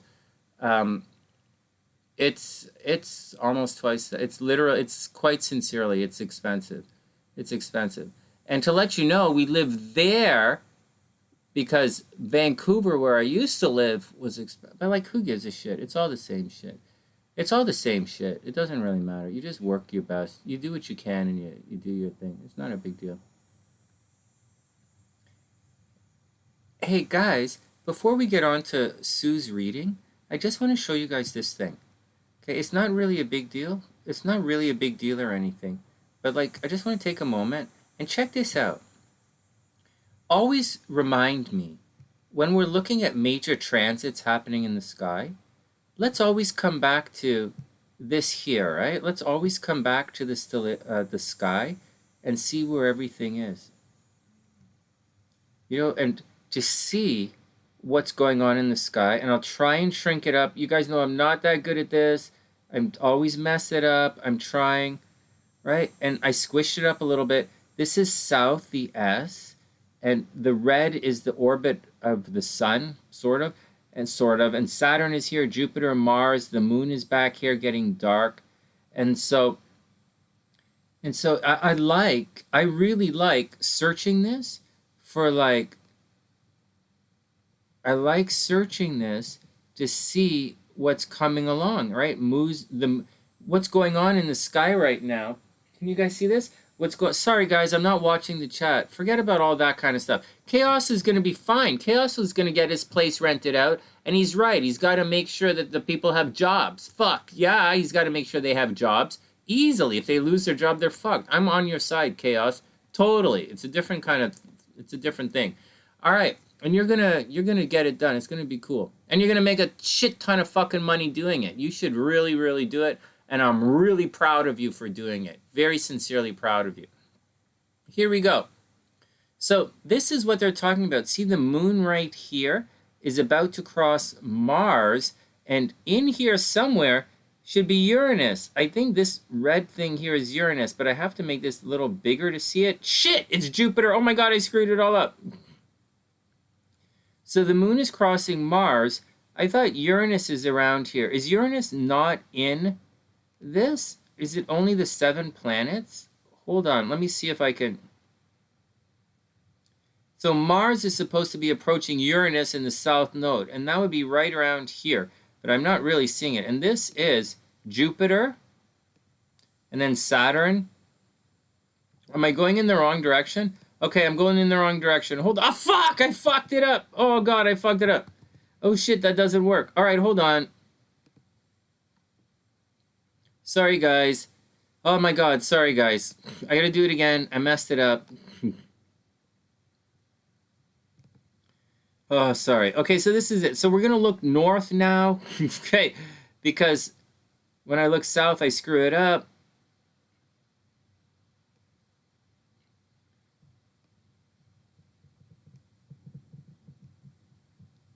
Okay, so here we go. So the moon, this little black guy, is the dark, and I guess this orange is Venus, right? If I make it bigger, will it say Venus? It's Mars. See this? So the moon is passing Mars. Where's, I guess Uranus isn't in this thing, or we just don't see it. I guess we don't see it. Oh man, Venus. Am I going in the wrong direction? Venus is way back in Gemini. The moon is in, and Mars should be moving, or sorry, Venus is moving towards Cancer. Around here somewhere is supposed to be Uranus. Somewhere. Oh, it's right here. It's why I don't see it. It's right there. There we go. So the moon is crossing Mars and Uranus right now. And over here somewhere, although we're not seeing it, is the North Node. Obviously, we're not seeing it, right? The moon is approaching the node right here. It's going to cross this line. Let's move it like in a day forward and see what happens.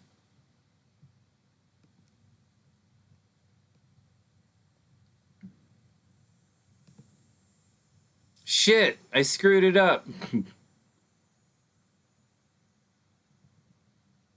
Let's just leave it. Let's just leave it right there because I'm going to mess it up if I move it around anymore. But this is what's happening in the sky. The moon is crossing Mars. It's going to cross Uranus. Soon Mars is going to approach Uranus in the sky. This is why we do SunnySide astrology a little different than the other astrology that you'll read on YouTube and stuff. So I'm explaining to you guys that the moon is crossing Mars and Uranus at aspecting the nodes. This is what's happening in the sky right now.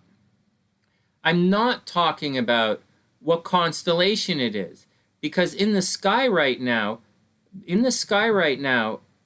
the moon and Mars and Uranus are in between Aries and Taurus. Very clearly, Aries is up here, Taurus is here. But the moon and Mars are clearly in between these things. And in the sky right now, Venus over here on the left is entering into Gemini.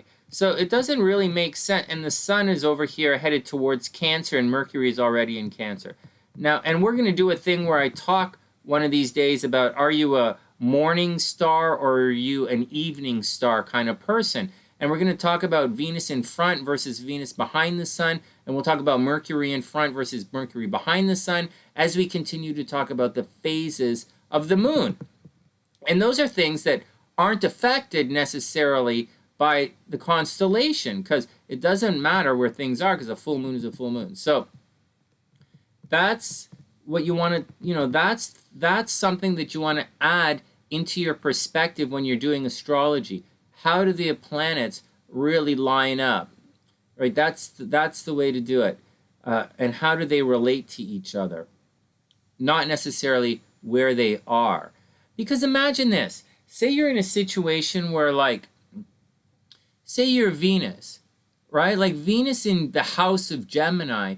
Like, say Venus goes to the bar and like the bar called Gemini. And Venus is hanging out in the bar called Gemini, and Venus is talking to lots of different people. Does that mean Venus likes to talk to different people? Not necessarily. It just means that's where Venus is, and that's what Venus is doing at the time.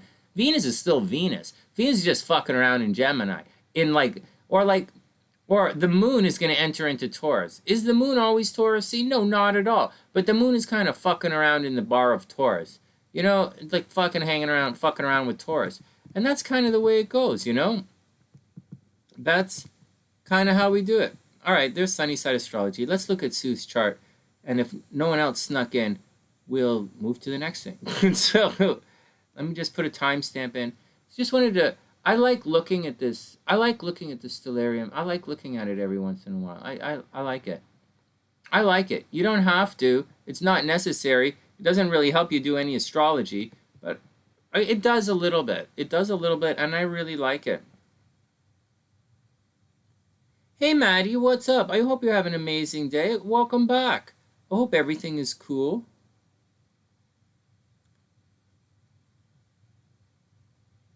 You want to know your personal feelings for yourself? What? I don't know. I don't know. Maybe, I don't know. I don't know. What are your personal feelings? Lumpy? I don't know. I don't know.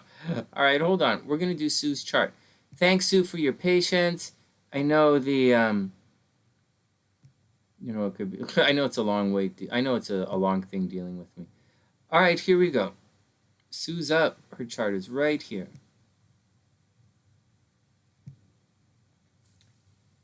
You like it too, Wing One? I like it, I like it. It's not just because we get bored all the time saying the same stuff, but I kind of like it. I like looking at it, and there's something romantic about astrology with looking up into the sky and seeing what's happening. There's something romantic about it. You look up and you recognize certain constellations. I don't. I'm not that good. Like, I'm pretty good at this, and clearly psychic, but like, I'm not an astronomer. I didn't memorize all the constellations and what they look like. Obviously, I wouldn't do that,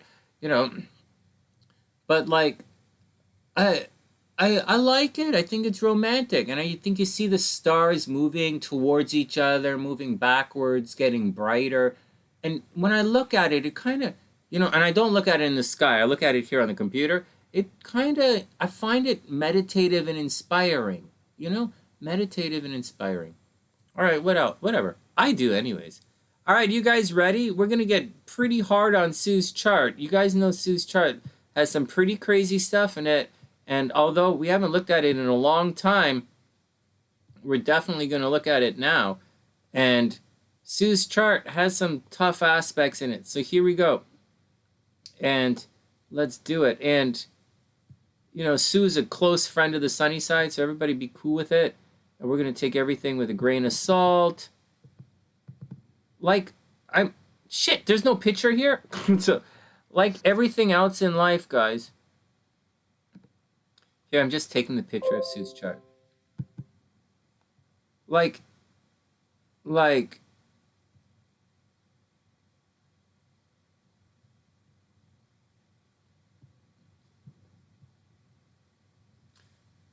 everything else in life, guys, take it with a grain of salt, a shot of tequila, and if that doesn't work, kick it in the nuts. Yeah. All right, here we go. Here's Sue's chart. Everybody be cool. You blame the moon. Oh my God, that's too funny.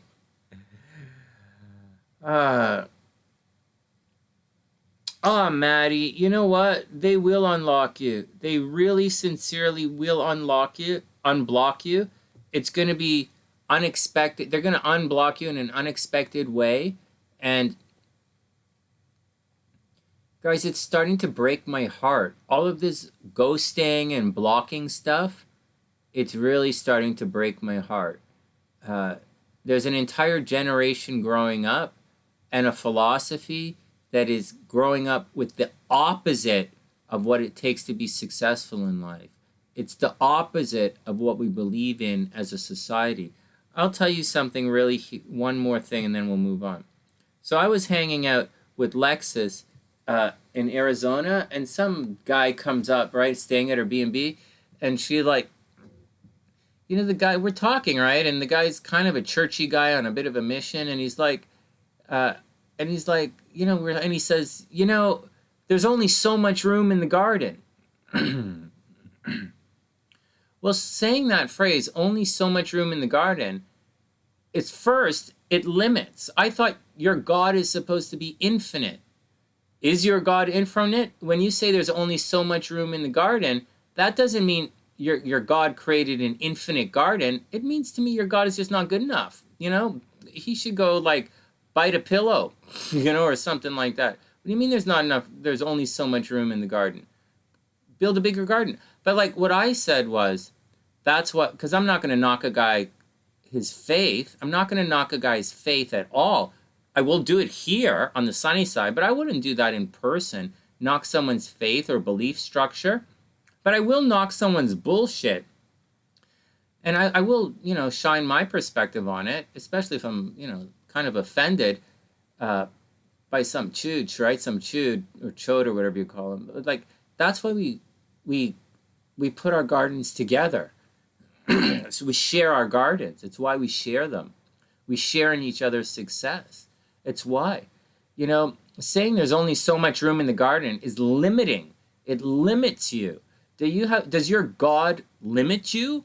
Or are you worship a God of abundance and infinite and plenty and omnipotence and omniscience or omni fucking whatever? Or is your God a limit? Does your God impose limits?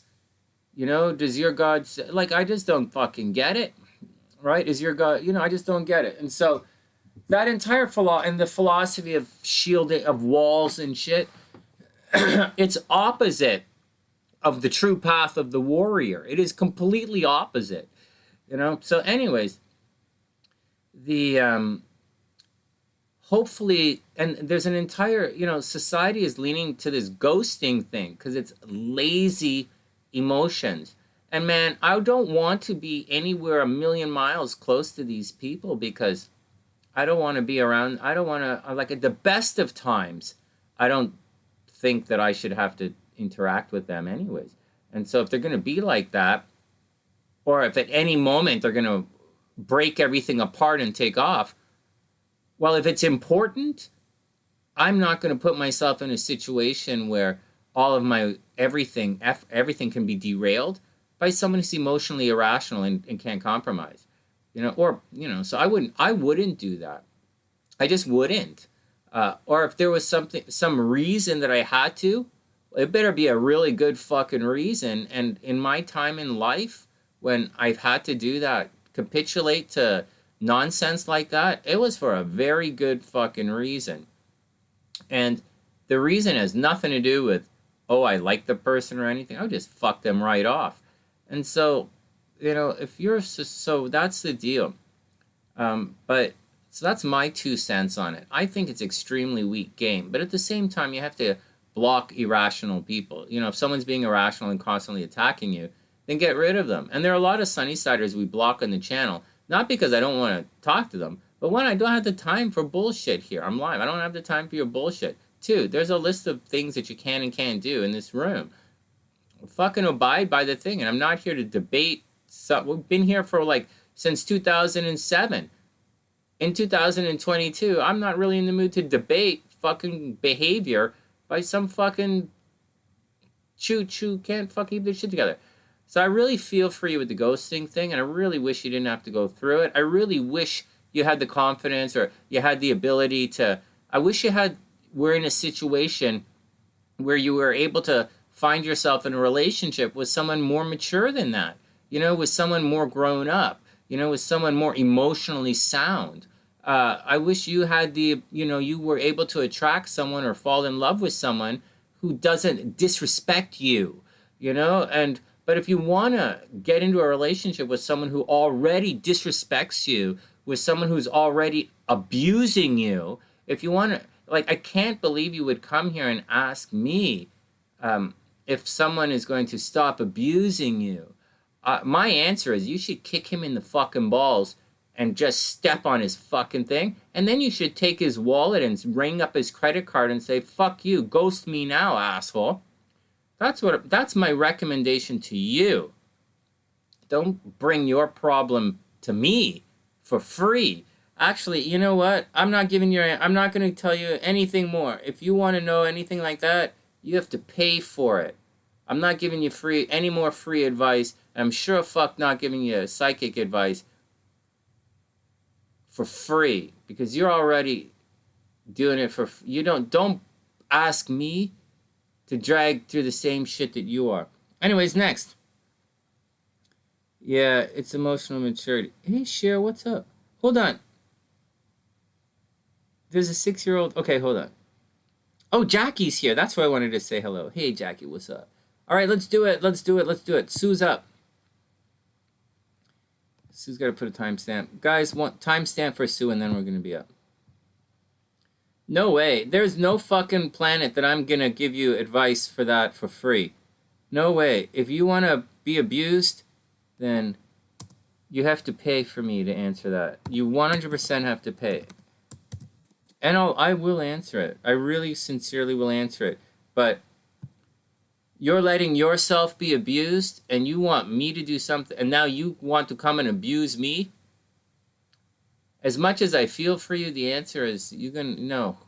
You becoming an adult starts right now. All right, next. Hey Jackie, what's going on? I hope everything is super duper cool. We're gonna be Sue's chart. We're gonna do Sue's chart, and you guys gotta watch out because Sue's over in the UK, right? So I know this is gonna be weird. You guys might have difficulty understanding me. I don't want to make it weird. I know you guys are gonna have difficulty standing, but like Sue lives in the UK, so I have to do the rest of her reading in English so that she understands because the closed caption's not working. So I know it's going to be weird. I'm not going to be able to say things like y'all. If I use a word like Trump, she's not going to understand what that means. I'm going to have to use words like bojo instead of Trumper. Oh my god, I'm just joking. All right, here we go. Stop being radical. Everybody cool. Hey Danny, what's up, playa? I hope everything is cool, man. Hope everything is really cool. I'm just fucking around being stupid tonight. I'm just taking it easy. I like coming on earlier, though. It's great to see you, man. I hope everything is cool.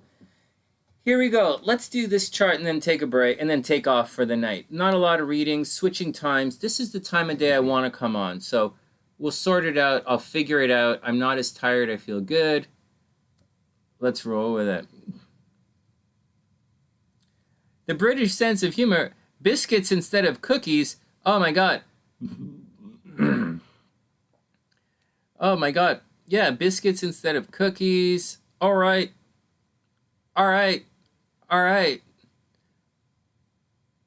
Yeah, so instead of calling everybody ass donkeys and fucking like Band-Aid ass, I'm gonna have to use words like kunt. So I'll just say, that fucking ass kunt. Like, what's a kunt, Sonny?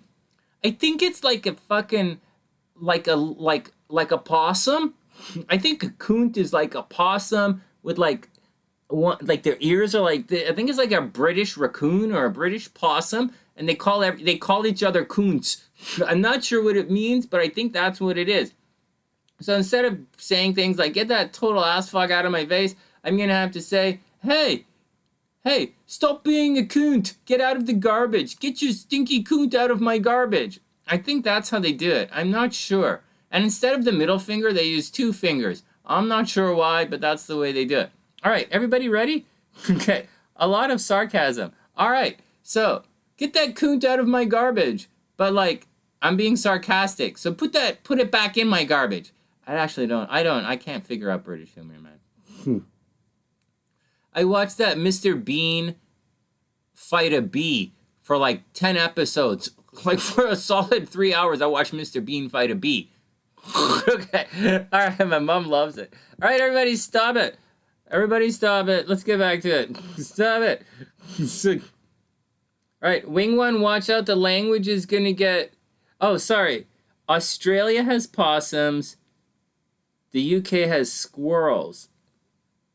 Right. So I think a coont is like some kind of squirrel. I think you might put it in your bum. I'm not sure. Maybe it's a type of food you put in your bum. I don't know.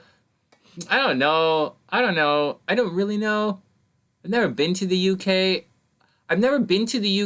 But I do know a lot of people who actually speak English for some reason, but they haven't been to the UK either. So, but whatever, man. I know a lot of people speak French. They've never been to France.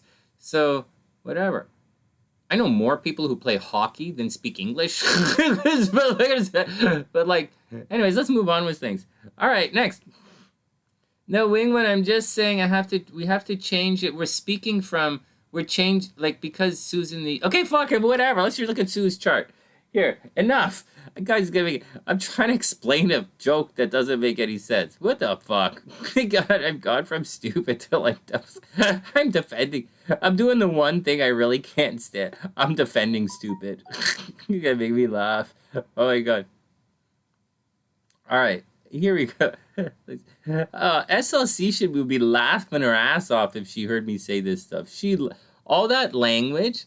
SLC knew a bunch of, or one of the people who was working for SLC on some of the stuff she does was from England, right? It was from the UK, and so SLC she's telling me all about that. It was really funny. Okay, here we go. Snakes and wiggly ones, but two-legged ones are not so much. What? Okay, next. All right. Wig, what do you be like? Okay, everybody calm down. All right. I don't really know. I know in like... Okay, shut up, Sunny. Oh my god, it's only 9:30 at night. I can't be talking like this. It's only like 6:30 in California. Like, what the fuck? Okay, here we go. Okay, you guys ready? Okay, so everybody calm down. I'm starting the stopwatch right now. We're going to do Sue's transits in a sec, but let's take it right off the edge. Okay, right off the edge. On the inside is Sue. On the outside is the transit. But we're going to do a little bit about Sue first. So right here, Sue's a Capricorn, right? Capricorn, she's a Capricorn, Aries rising, very Aries rising. I don't mean anything by it, okay? Just Aries rising. And by very Aries rising, I mean, what I mean to say is 3 degrees Aries rising means that Sue's Aries horoscopes are probably fairly accurate. That's all I mean by saying very Aries, right? Okay, just not a big deal there. Okay, now, and her moon is also in Aries, which is neither here nor there for now, really. Okay, it just makes her quite competitive. But let's lay off that for a little bit. Or we'll just discuss it right now, and then we'll come back to this. So just a quick little rundown on these two little guys. So the moon right on the ascendant, okay? Moon right on the ascendant. This is what we talked about earlier, right? With the moon pulling in energy from the 9th house and the 5th house. So Sue is obviously, again, forget about being creative, worldly, intelligent, and this kind of stuff. Let's just say the moon in the 1st house by the ascendant. This is going to put someone's subconscious on display. So I think we've said this before. It could lead to sleepwalking. It could lead to talking in your sleep. Now, here's what it really means. Okay, aside of sleepwalking, talking in your sleep, right?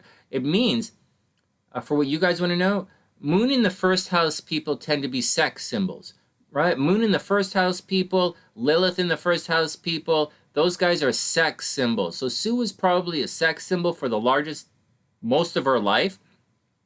Moon in the 1st house people can get a lot from the opposite sex. In addition to that, moon in the 1st house people are kind of inconsistent. Sometimes yes, sometimes no, right? Because the moon oscillates. Moon in the 1st house people very often change their careers multiple times in life. They also tend to put themselves first, and moon in the 1st house people tend to be very, very successful in life. They tend to achieve their goals almost effortlessly. They put the work in, definitely, but things seem to work out for them. Moon in the 1st house people tend to be natural winners, just because they put their energy behind themselves to succeed. Now, the moon is in Aries, right? And that's not the greatest place for the moon, but it is going to make Sue quite competitive, and it is going to make her stick up for herself. Okay, next. Continuing along with this moon theme, this is one of the most difficult things you're going to see. What kind of square is that?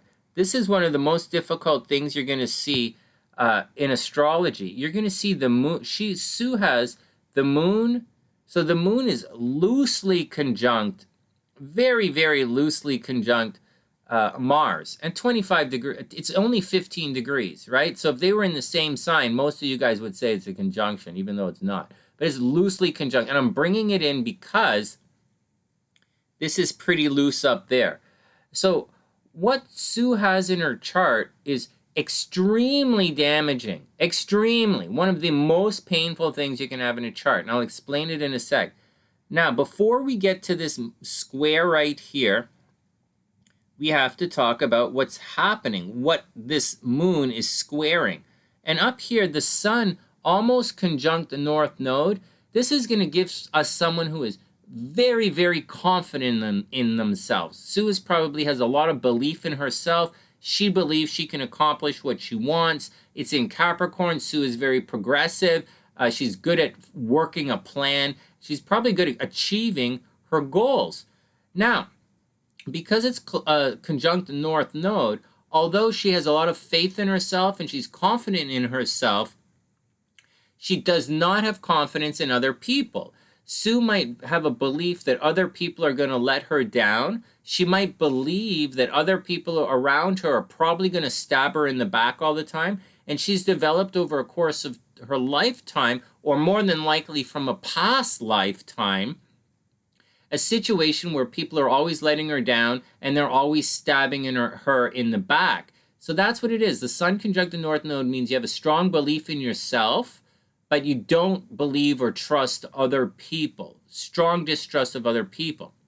In addition to this drawn right here, without doing too much more, just highlighting this right now. So a second ago we were highlighting that. Now we're going to highlight the moon square the sun.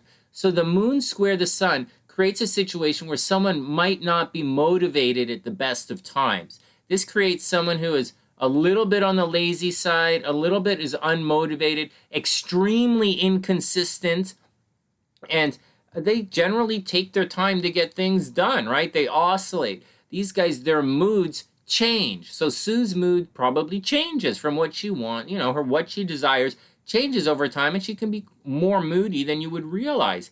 She's also, inconsistent, and although she's very consistent on the sunny side, and Sue and Ginger do most of the posting in our SunnySide Facebook group. Just to let everybody know, Sue and Ginger do all the work in the Facebook group. And Sue and Karen are the ones who bought me all my tarot cards, right? and so that's what's going on. So that's the deal here with Sue, right? In this right here, this says a lot. This square right here, or this T-square, says a lot about her personality and who she is. In addition to that, Mars, believe it or not, Mars is right here in the 12th house. All by itself, if Mars is not a part of any of this, all by itself, this position of Mars is going to lead Sue to divorce, a potential death of her spouse, always feeling unloved in the relationship. It's going to have people stab her in the back, guaranteed cheating in relationship, and once again, the death of a spouse. And it's an intense situation, man. So that's what she has there.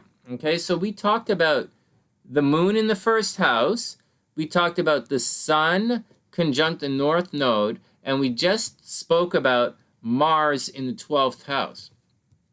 The next thing we're going to discuss is the moon squaring the nodes, both nodes. And remember, see, it's exact.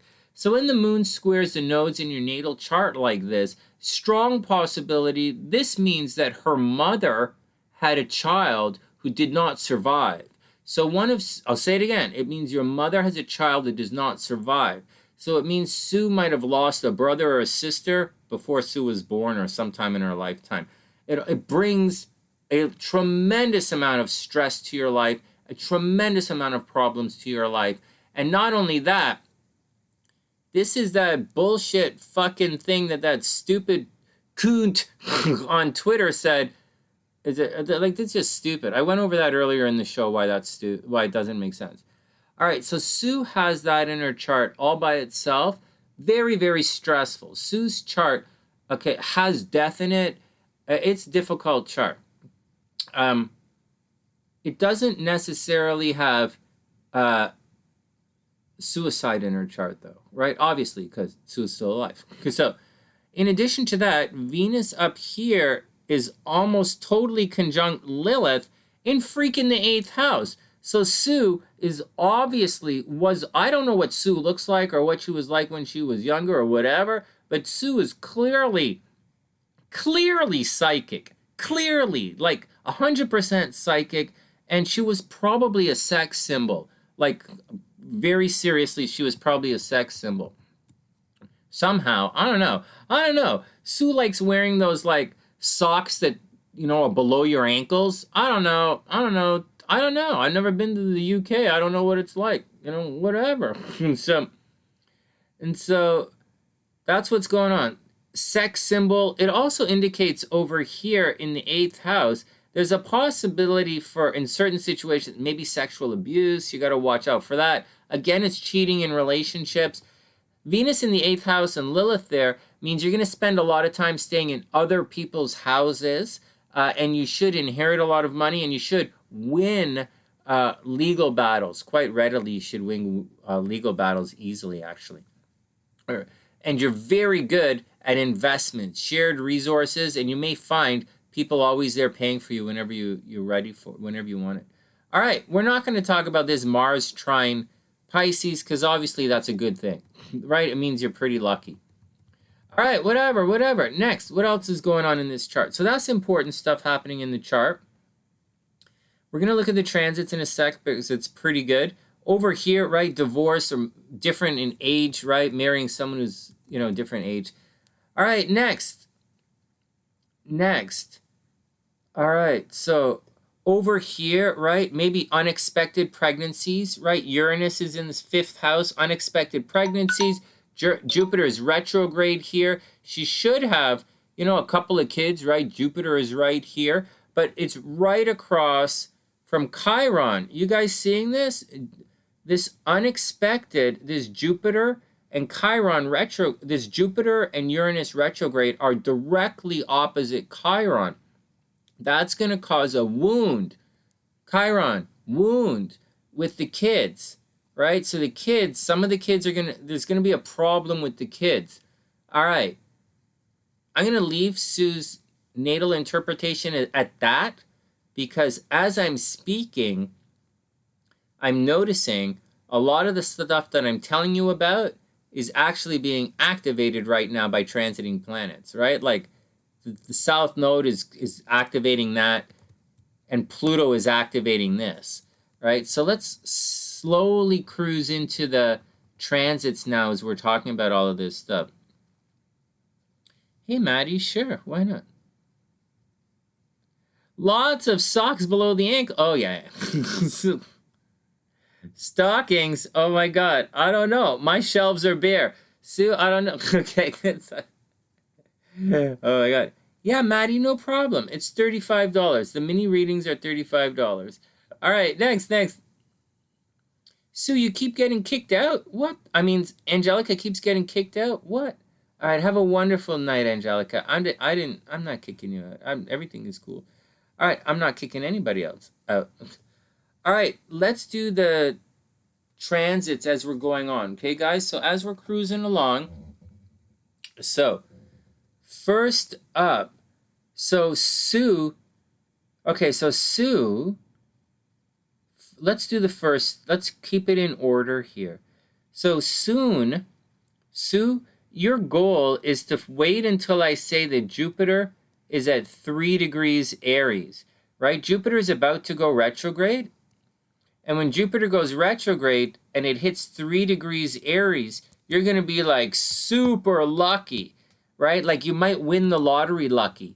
So when Jupiter goes retrograde and then comes back for the rest of the year, okay, now I'm going to say some negative stuff in a couple of minutes, okay? But for the rest of the year, Jupiter is going back and forth across your ascendant. So there's some unfinished business. So Sue's probably going to have to go back and get the tattoo filled in, right? Like, so Sue, if you had a tattoo and you only got half of it done, when Jupiter's going back and forth here, you got to get it filled in, or you might have to go, get a different piercing, right? That kind of thing.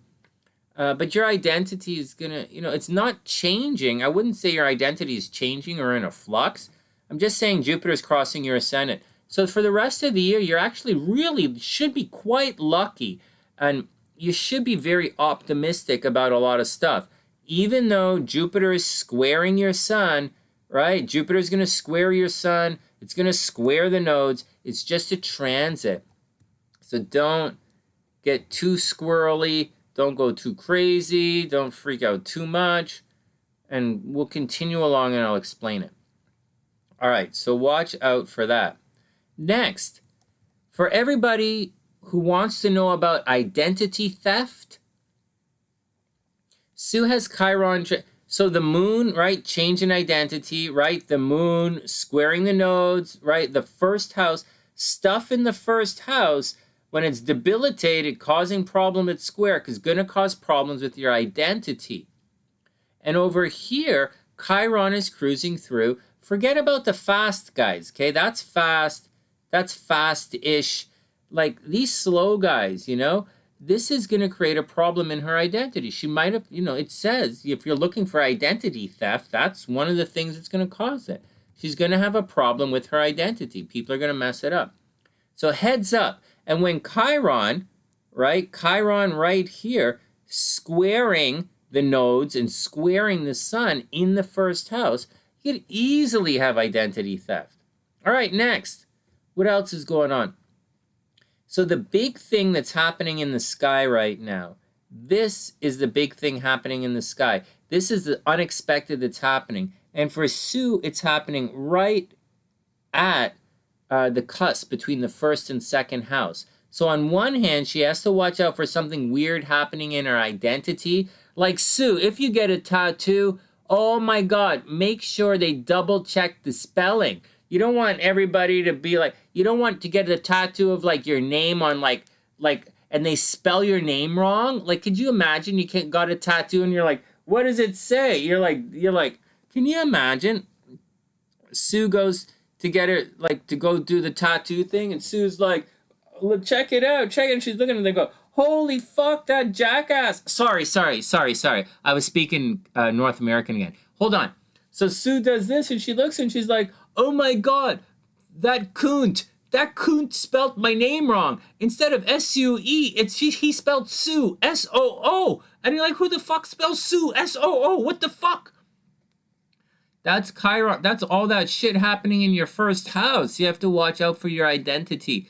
Watch out for exactly that. Like, you know, you're sitting there waiting for something and they call out a name and they call out a name and they get the name wrong and you're like waiting there and you're like, well, when the fuck is my thing coming?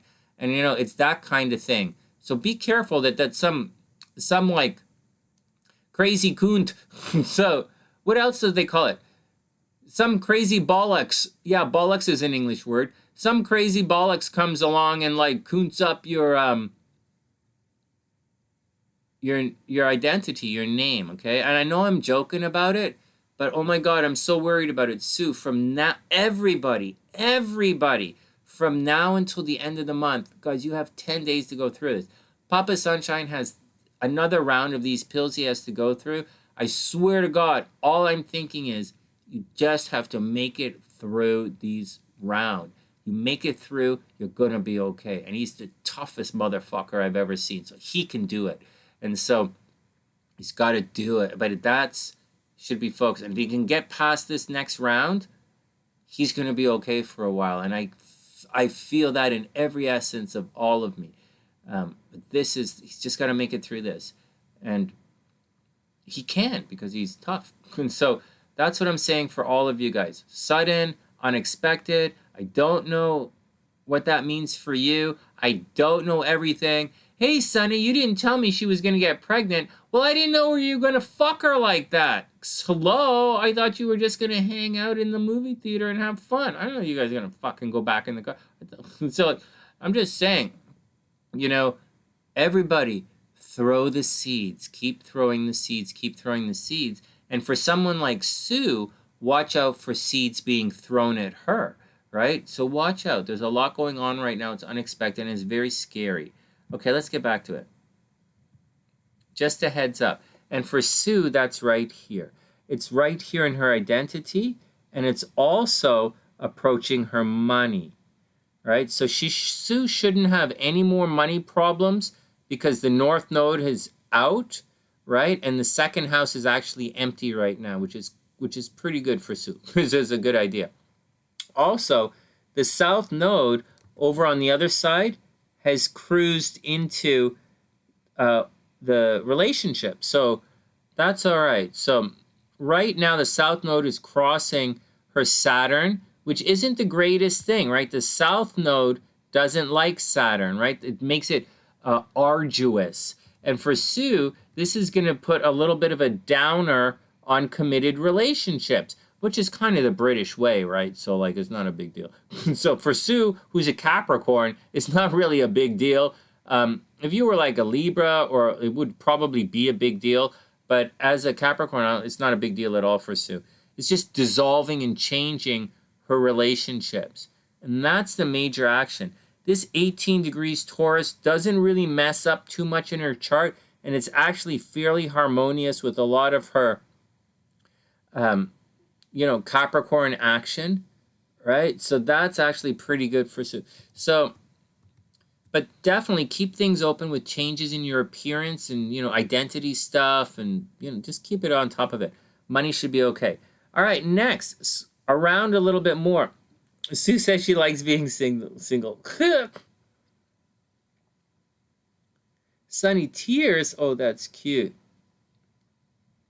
Actually, what did you say? No tattoo? You're not getting tattoos anymore.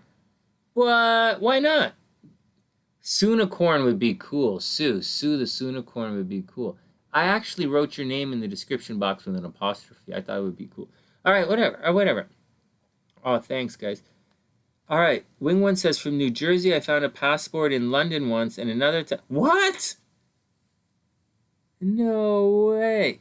Oh, that's crazy. All right, next. Let's cruise through a little bit. So, Sue, I didn't realize everything was so eventful in your life. Like, this looks like a lot in your astrological chart. We're not finished yet.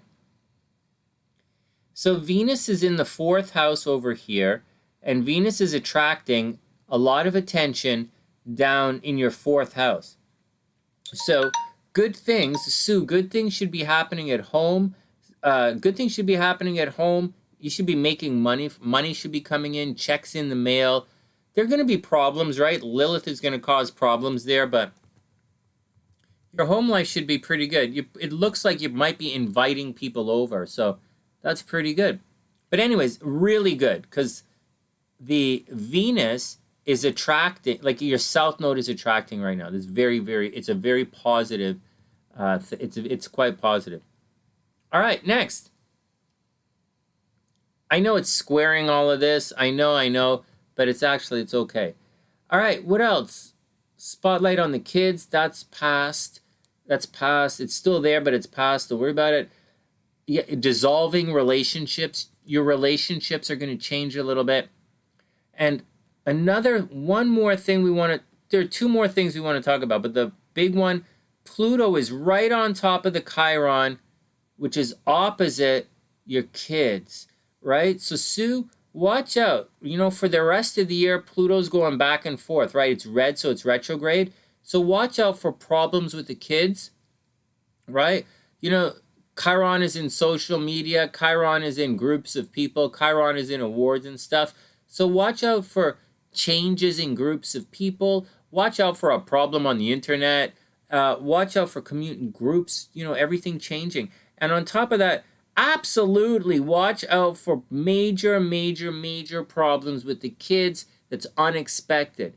Now, this is not going to make it back to mess the kids up. It's going to approach the kids, not hit the kids. Okay, so watch out for the kids. Don't freak out or stress out. They're going to be okay.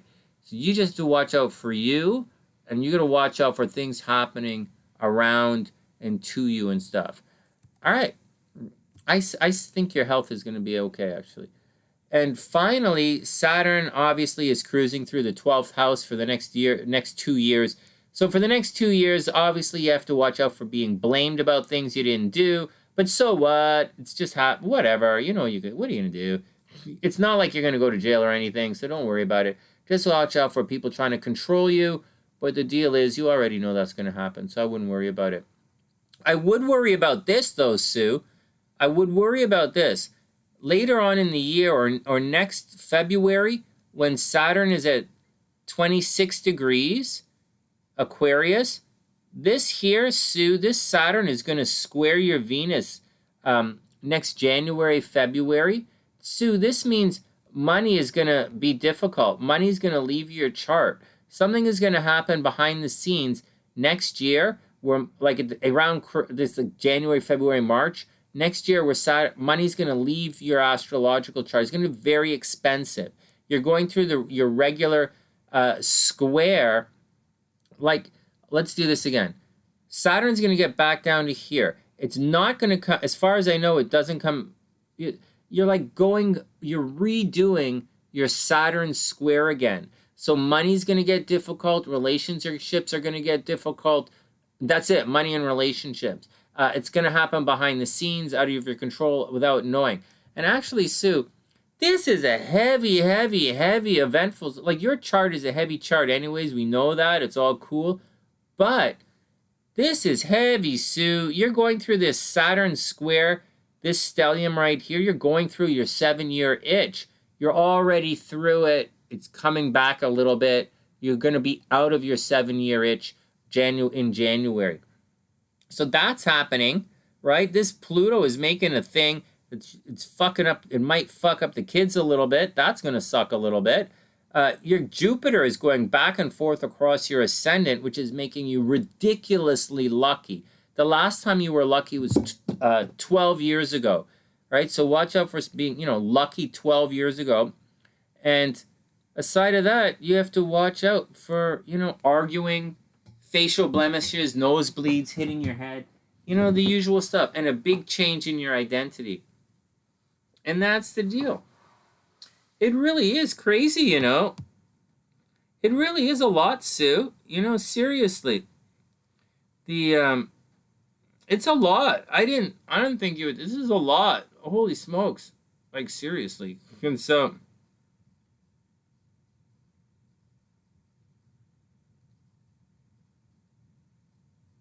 no way, Wing One. You can see when babies are going to be made? Oh my God. I know this website. I found this website. I don't want to be too off color here, but I know they have these websites. They have these websites that you could watch. You could watch people making babies. You really can't. There's a bunch of them on the internet. No way. Really. You could watch people making babies now. It's really crazy. I don't think they all make babies, but it looks like they see a bunch of guys trying really hard. I don't know. I'm not that psychic about it. Oh my God, you won lottery money 12 years ago? Oh my God, Sue. So do it again. Jupiter's crossing your ascendant. Everybody hear that in the background? Jupiter crossing your ascendant, winning lottery money. Thanks, Sue. I appreciate it. All right, next.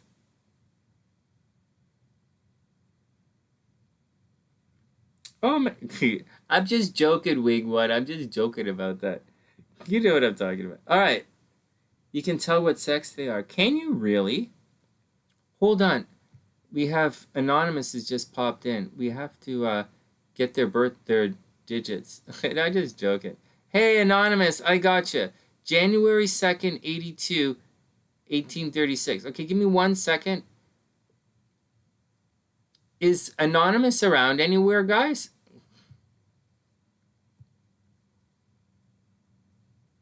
Or are they're gonna stay anonymous? I'll just put anonymous. Thing is, if you stay anonymous, I'm not gonna be able to find your chart again. So.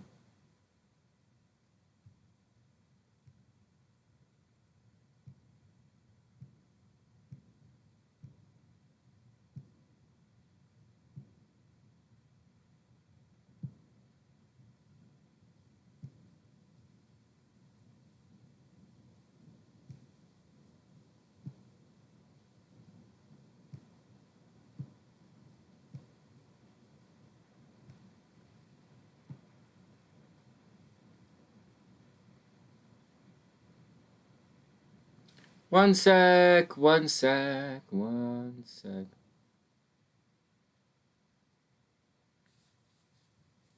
Okay, the next up, this is for initials S.A. You guys got that? I'm typing in initials S.A., and then we're going to look at her chart and see what's up. Oh, and I'm going to plug my phone in. S.A., but 1 sec. I have to type all your information in. Okay, so give me 1 second here.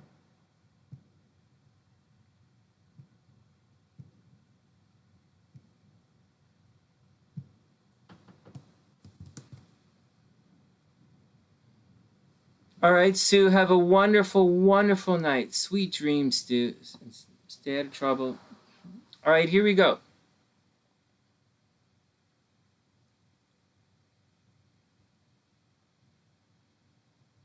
Oh, really? All right, okay, next. Let me do this, girls. Let me do SA's chart. It's going to take a minute for me to enter in her information.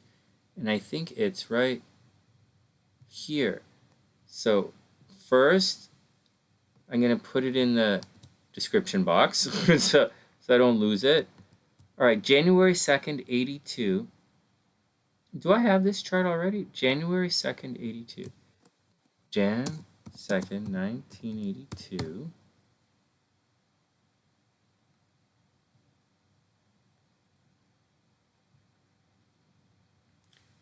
$18.36. 1836 is like 6:36 in the afternoon, right? 1836. That's a good one. Oh, I'm on the wrong. 1836. One sec. So 6:36 p.m. Okay. And she is in White Plains, New York. WHITEPLAINS. And to my cousin, Cher. Hey, Cher. Thanks for buying a Gufu shirt. I think that's awesome. I super appreciate it. Thanks. It's really cool. Plus, you're going to look awesome in it. You're going to look amazing. My family is tough, man. All right, essay is up. I'm going to save to file, so in case we lose it, it's in the sunny side. Everything is cool. January 2nd, 1982, 6:36 p.m., White Plains, New York. Now, before I show you guys everything, I'm going to double check it. January 2nd, 82, 6:36 p.m., White Plains, New York. Okay, I got it. Essay, you're up. Timestamp. Saved. Hey, Cher's right there. Hey, Melissa! February 2nd. Oh, you're in 82 as well. You're February 2nd, 82. How cool is that? Hey, that's cool. Me either. My stuff's coming in a couple of weeks. You're gonna see, well, because I'm in Canada, right, Cher? If I was if I was in Chicago, I'd have it already. But in Canada, it takes a little longer to get here. Hey, Melissa, what's up? I hope you're having a super amazing day. Oh my God, yeah.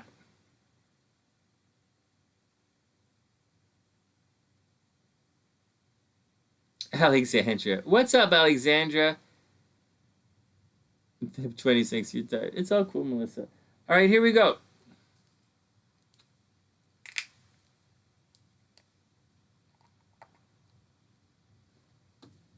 '82 is a cool year.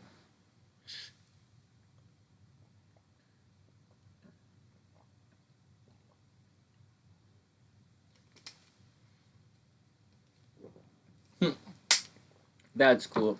All right, here we go. So this is SA's chart. And SA, this is in my stream elements. And she just tipped January 2nd, 1982, 1836, White Plains, New York. Although, Mr. Vicious, although, where were you guys coming from? You guys were coming from Red Deer? Yeah, Red Deer, very cool. I know some people from Red Deer, a bunch of people actually. It's great to see you, Melissa. All right, let's move on with things.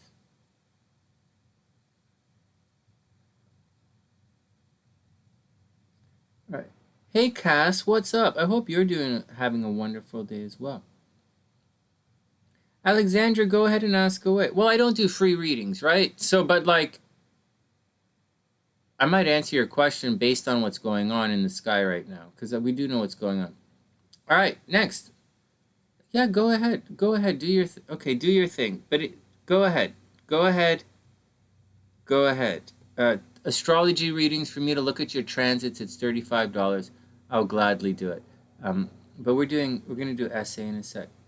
Cass, I'm in Ontario right now as well. I'm in Toronto right now. Usually I live in Chicago. But I'm from Toronto, so I'm back here now. Back here for a little bit. All right, here we go. SA is up. We're not doing e-transfers, Melissa. Only PayPal. Only PayPal or the thing. All right. All right, here we go. SA is up.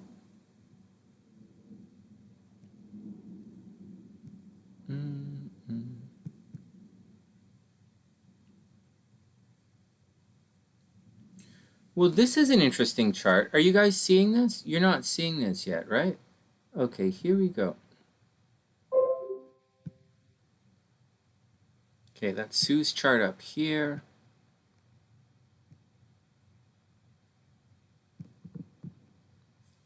All right, look at this. Okay, this seems a little bit thin on the thing. Can you guys see this? Just take one sec. All right, here we go. Starting the stopwatch for SA. There are timestamps in the different, oh, you're in Godrich? No way. That's cute. Okay, starting the timestamp. It's all cool, Melissa. Everything is cool for everybody. I'm not, I'm here to help. I'm here to help you guys as much as we can.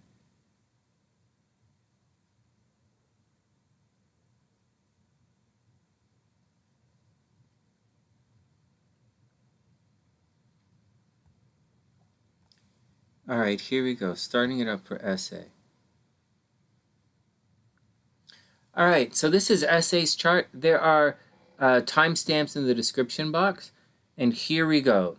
So first up, oh wow, another Capricorn. So we have January 2nd, 1982 at 6:36 p.m. at White Plains, New York. Okay, now, she is a Capricorn. Holy crapola, another Capricorn. But this one is a Leo rising. Oh, that's interesting. That's interesting. Capricorn, Leo rising. And her moon, where's her moon? Her moon is way over here in the, what the hell's going on my phone? SA. Oh, that's SA right there. Sorry. Sorry.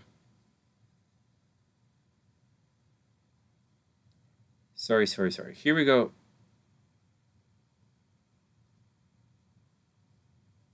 Sorry, everybody hold on. My thing is a little slow. Okay, back to work. Okay, let's start this again. Okay, so SA is a Capricorn.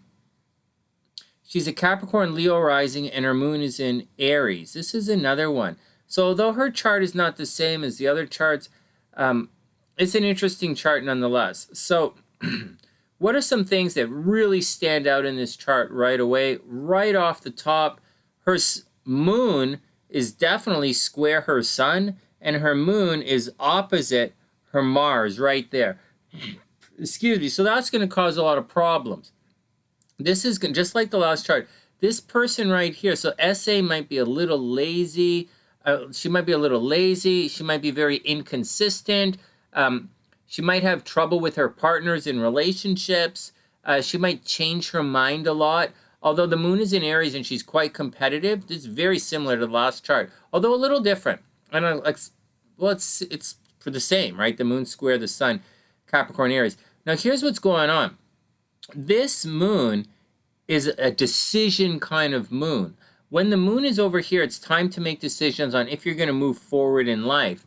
And this is also wet, right? And if you can imagine emotionally wet, high tide, inconsistent, very emotional. For a Capricorn, she could be emotional or dramatic or inconsistent or covered in water at times.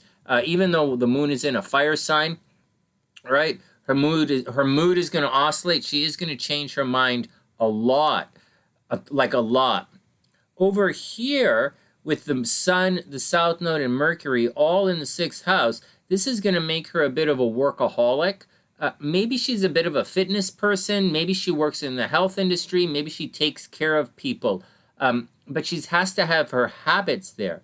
In addition to that, the sun in the 6th house is going to attract enemies. It just attracts enemies. The sun, 6th house, attracts enemies, but it also gives you the strength to overcome your enemies. And so in this situation, you can be quite popular and you can be successful, but you are going to definitely have a lot of enemies and people working against you, and it's probably going to feel like you're always fighting people. Okay, but you are going to be, you should succeed. There are some tricky parts in here. We're going to get down to this Mars thing in a second, but there's more to it as we cruise along. Venus over here, right on top of your descendant, is clearly going to make you psychic, right? There are certain things when they aspect the angles of the chart, it makes you psychic. Venus is one of them. All right, so you're highly intuitive, probably highly creative, but you are definitely going to have problems in relationships. Like I would say SA is guaranteed, not even kind of, guaranteed to get divorced in this lifetime. I'd say there's guaranteed cheating in relationship, whether she realizes it or not. There's going to be cheating in relationship, probably divorce, and you know she's also going to have problems getting paid, right? She's going to have trouble getting paid, and she's quite pushy, right? This is a harmonious aspect. You know, her Mars is trying her Aquarius, just like the last chart. This is actually a really beautiful chart when you think about it. You know, so she could be very, you know, like SA could be really good looking. She could be in pretty good shape. You know, she attracts a lot. Where she puts her energy, she's quite good at receiving things in return. Unfortunately, you know, she's going to have problems in relationships, and she's going to have problems with money, getting paid at times. I think she's going to get divorced, and she's going to have trouble getting her money. It also, this is open enemies, right? And Venus is there in open enemies. So if she attracts enemies, she has to watch out. Next, all the juice you guys want to know right now in this chart. Mars in the third house in Libra, she has to watch out for, you know, she has to watch out for being very argumentative. She has to watch out for traffic accidents. You know, there is a possibility of pretty bad traffic accidents in this chart. There's more to that here. All this here, put it together, there is a possibility of a death in a traffic accident, right? Like she's driving and she gets into a traffic, like someone, her friends or someone, or her brother dies in a traffic accident. There's also I'll guarantee there's some kind of death going on in here.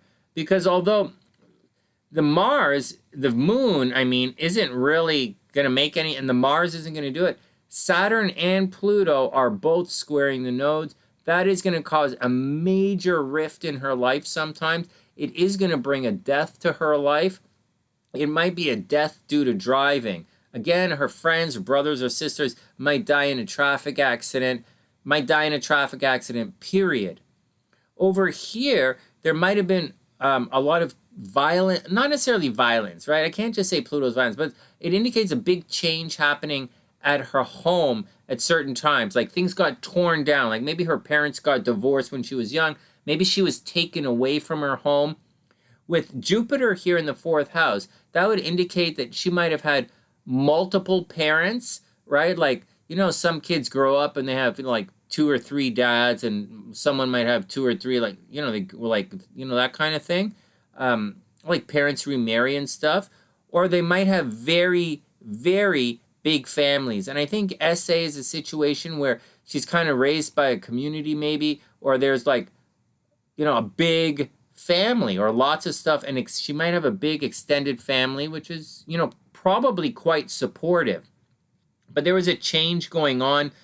Now, some really tricky stuff. SA, there's a strong possibility in this chart that SA might have actually gone to jail, right? So you have to watch out for jail time in this chart. Going to jail, traffic accidents. Maybe she joined the military, right? She has a moon in Aries, so people with the moon in Aries often join the military, and they often have problems in relationships, so that might be a legitimate situation there. But that's it. Very, very seriously, there's a big death in her lifetime, and that's the deal. Maybe jail time, big death. Over here, she is seen as a sex symbol as well. Lilith in certain parts of the chart are seen as a sex symbol.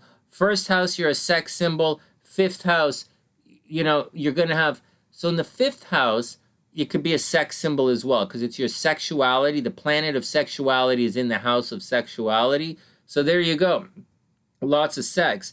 Now, what's going on here, though, is problematic. It's going to indicate Uranus here, Uranus, Lilith, Chiron, like not Chiron, Lilith and Juno, all indicate possibility, accidental pregnancy, possible miscarriage. Accidental pregnancy, possible miscarriage, problems with children. Lilith in the 5th house, you will problems with children. It also means you attract rebellious guys, like you like rebels. SA probably dates rebels. She likes bad boys. She likes guys who like to have fun in her when she's dating. And she probably likes what she likes. Whatever. I'm not going to judge her, man. All right, next. You know, health, right? Always, you know, always stay in shape. Watch your habits. Problem in relationships. Moon in the 9th house might travel. Chiron in the 10th. There's always going to be a problem with authority figures. Always, always, always going to be a problem with authority figures. Always going to be a problem when you go outside. So don't worry about it. And finally, before we get to the transits, the North Node in the 12th house in Cancer indicates there are going to be times when you're kind of lost in your dreams. And there are going to be times when you have serious depression, right? Serious depression, serious mental health issues. And that's the deal. Mental health issues, depression, watch out for it. In addition to that, the moon is, although it's not technically squaring the North Node, it's not helping your nodes at all. So watch out for that. And the moon is square the sun. So you're going to have to watch out for, so SA has to watch out for isolation. She has to watch out for isolation, depression, inconsistency. She's got to watch out for the whole deal. All right, next. Oh, Cher, that's really sweet. Oh, I don't know that you have to do that. That's really sweet.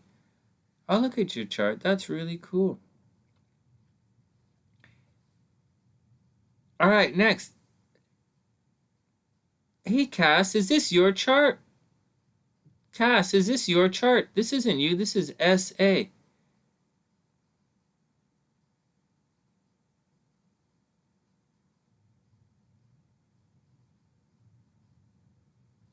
Alexandra, we'll look at it. We'll look at it in a sec. We'll look at it. You chill. Alexandra, we'll... One sec.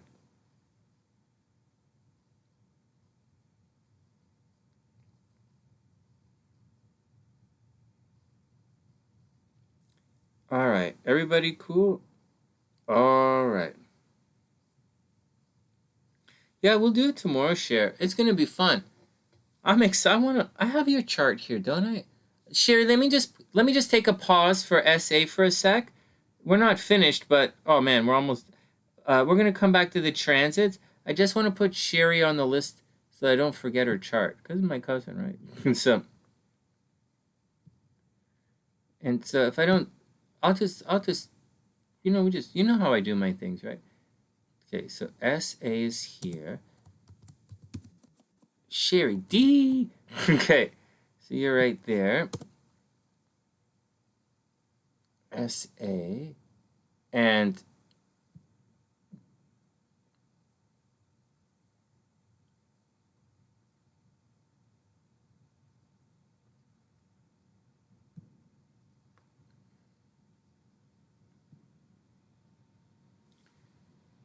okay, one sec.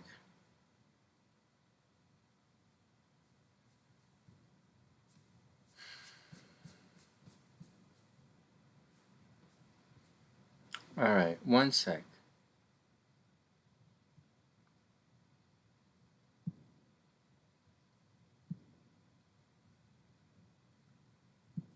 This is a hell of a chart, man. This is these Capricorns we're going through tonight. You guys have a thing going on. It's a stressful situation for you guys.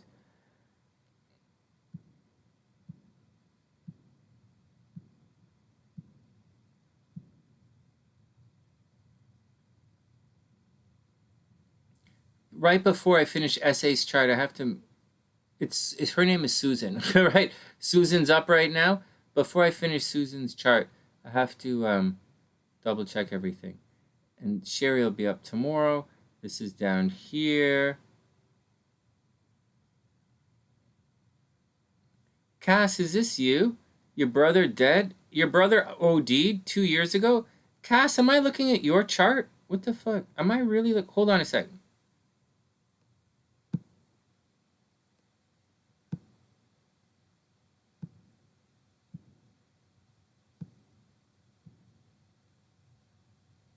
Transits. I'm about to pull up transits. Sorry, guys.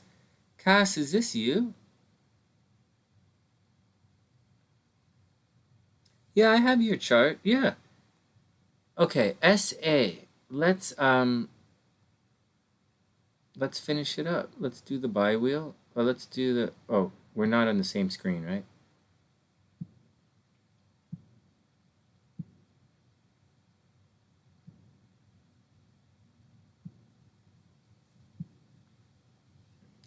Okay, so these are the transits. So it's fascinating, you know, how close these two charts are. They're a lot closer than they look because the ascendants are different, right? Sue's ascendant is Aries and Sue's SA's ascendant is Leo, right? So it's similar but not the same. All right, next. All right, let's do it. Resume. Okay, here we go. Now, sorry, I'm waiting for the monitor to come back up so I can see you guys. So I can see myself. Okay, we're good. All right, here we go. So for SA, right, this is still SA's chart. These are her transits. Here we go. So right now, what's going on? So right now, this is okay right here. Okay, so right now it's a little bit behind the scenes, right? Right now it's a little bit behind the scenes. Right now she might be a little bit reclusive, you know, not necessarily wanting to go out.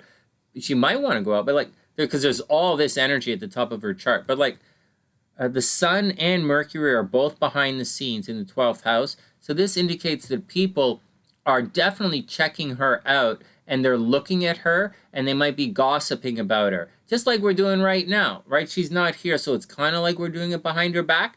But this stuff, so this is what it's like right now. So us doing all of this, which seems like a little bit behind SA's back, that's what's going on in other parts of her world right now. It's happening, so watch out for it. But shortly, like in another week, the Sun is going to pop into the first house and she's going to be good. You know, she's going to be smiling. She's going to want to come out. She's going to be happy and everything is going to be good. But before we get there, I'm going to show you what's happening. Up here, she's attracting in groups in a social setting, but Venus is about to cruise in to her 12th house. And this is going to get a secret relationship happening. So she's probably picking up a secret admirer, or SA might start to date someone in secret or date someone in private, or someone has a crush on her, or she might have a crush on someone else. And it might be, you know, an interesting time for relationships. She's coming out of a friends into lovers transit. As Venus transits and not only that, she had it's just Venus, you know, friends into lovers transit for the last little while. She may be spending a lot of time with friends, maybe dating someone like that. It could have been a lot of fun. A little bit of private time now. This stuff here is pretty much okay. You don't really have to worry about that. There is there's something coming along at home. Just to let you know, something is coming along at home that's going to affect your home life, and it's going to dissolve. So maybe you're going to think of moving in the next year, right? This is going to take about a year to move through. So maybe in the next year, you're going to think about moving somewhere else, you know, just regular stuff. There's not too much happening with your health. Pluto cruising through here, you're going to have to deal with it anyways. You are going to have health problems in this lifetime. You might have breathing problems there. You know, Mercury's there. You're probably going to have knee problems and back problems. Maybe you're going to have teeth problems. But and if you do experience any of that, you probably passed a lot of it, right? I don't really see any problems too much with it right there. Maybe not necessarily. All right, moving on. Problems that continue in relationships. The last 2-3 years, you've had problems in relationships since about 2019, right? Since 2019, love and money have been, it's been really shitty in relationships, and love and money have been in the toilet zone since about 2019. Not 2019, 2020. Sorry, since about 2020, late, right here, when Saturn was right here, 2019 was like down here. 2020 is right there. So I would say in February of 2020, just off the top of my head, you had a major life experience. SA might have had a major health problem, right? She might have had a health problem or major change in her job or her career in February of 2020. And then a little later, maybe in the fall of 2020 or Christmas of 2020, she might have lost her job and got divorced. She might have got divorced in 2020, 2021. All right, next, whatever. Lovers from the past are returning. That's pretty obvious. What else is going on up here? There's a possibility you might be traveling soon, right? SA might travel, might go back to school. Good things should be arriving from a distance. You should be feeling optimistic in spite of all the negative stuff you went through recently. Seriously, you should be, right now is more time of hard work, right? That's a harmonious aspect right there. So that's more hard work than drama. All right, way over at the top, you probably put, so the biggest change that's happening in your life is happening in the 10th house right now. So something is happening in your outer world, and it's right on top of your Chiron. Oh my God, did someone else give me that? This chart is unbelievable. This is an eventful chart as well. So something is coming along where like there's going to be a major restructuring in your career or where you live. You might get a new job. It might be a dream job, like you really might put your energy into this and you really might have a big success coming your way in your career. Like if you were asked me, hey, Sunny, am I going to get a new job? And am I going to get the job? I'd say you're probably going to get the job. All right. Mars is putting a lot of energy right now into your popularity, into getting out into the world. You have to be careful. Obviously, at all times, you have to watch out for authority figures and problems. But I think really good. I think there's a big shift and a change coming in SA's career. And that's the deal that's happening. Big stuff in the career.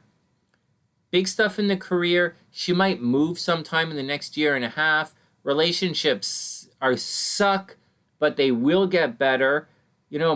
They suck, but it's going to get better. She may, and one of her friends probably has a crush on her. Again, watch out for jail time, probably really bad driving.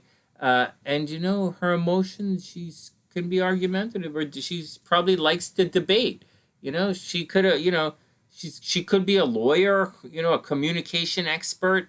And maybe all this argumentative stuff is because she's just a lawyer, whatever, which is highly probable. She might be a lawyer, a social justice warrior. She might be a writer. There's a lot of stuff she could be. And that's the deal with SA, guys. Hey, Hawk, what's up? The exact perfect match. Well, we don't smoke anymore on the sunny side, but like it's okay. Most people vape. No, I'm just joking. All right, so there's SA. Hey, T-Dog, what's up? And Nicole is here. Hey, Nicole, what's up? Very cool. Well, that's the deal, guys. That's what's going on with everything here. And that's SA's chart. She's a Capricorn, right? She's a Capricorn right here. See that?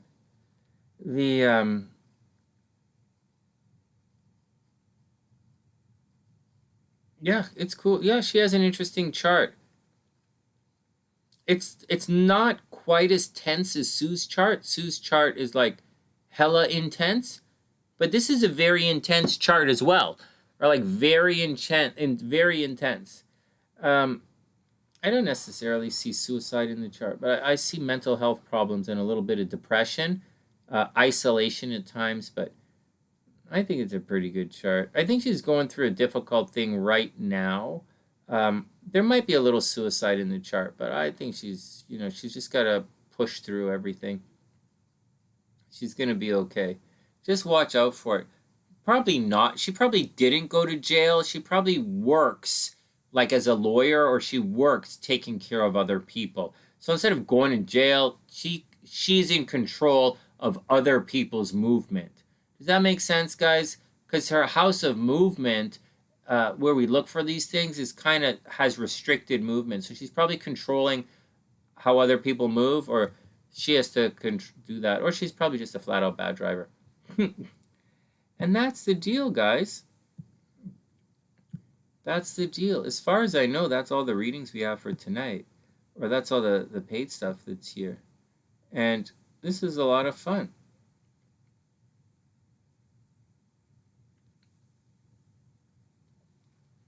Who's 8 Ball? Well, an 8 Ball is, you know, it's a guessing game, right? There's no astrology and tarot together. A perfect. What are you talking about? Oh, well, maybe this is new for you, Hellhawk.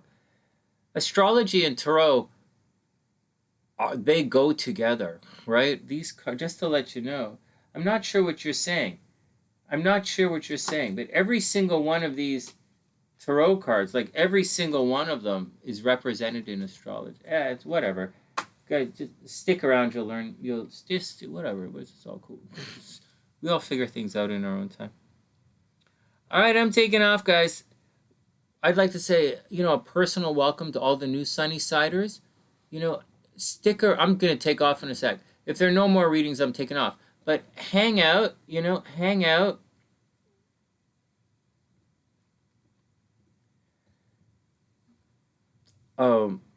Sure, why not? I don't care. Yeah, well, all right, whatever.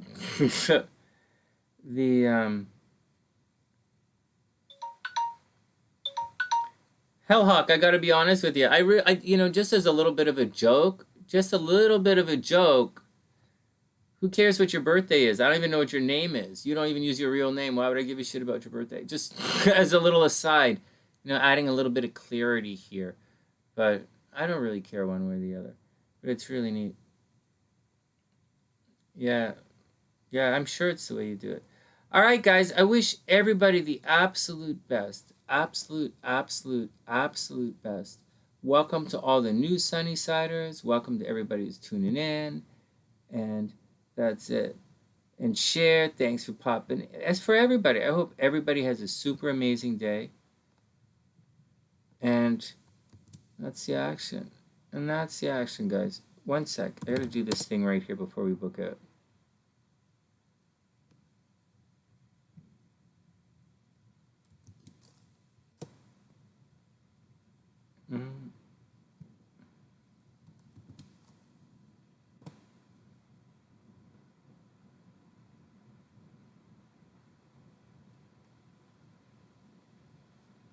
All right, let's get out of here. All right, guys, and that's the action. I hope everybody has a super amazing day. Sweet dreams, Gabrielle. Keep going. Gabrielle, lots of seeds, lots of seeds. You don't have to dig in deep in anything you do. Just lots of seeds and follow the yeses. Same advice goes to SLC. Same thing goes to Daniela. Same thing goes to like all of you guys.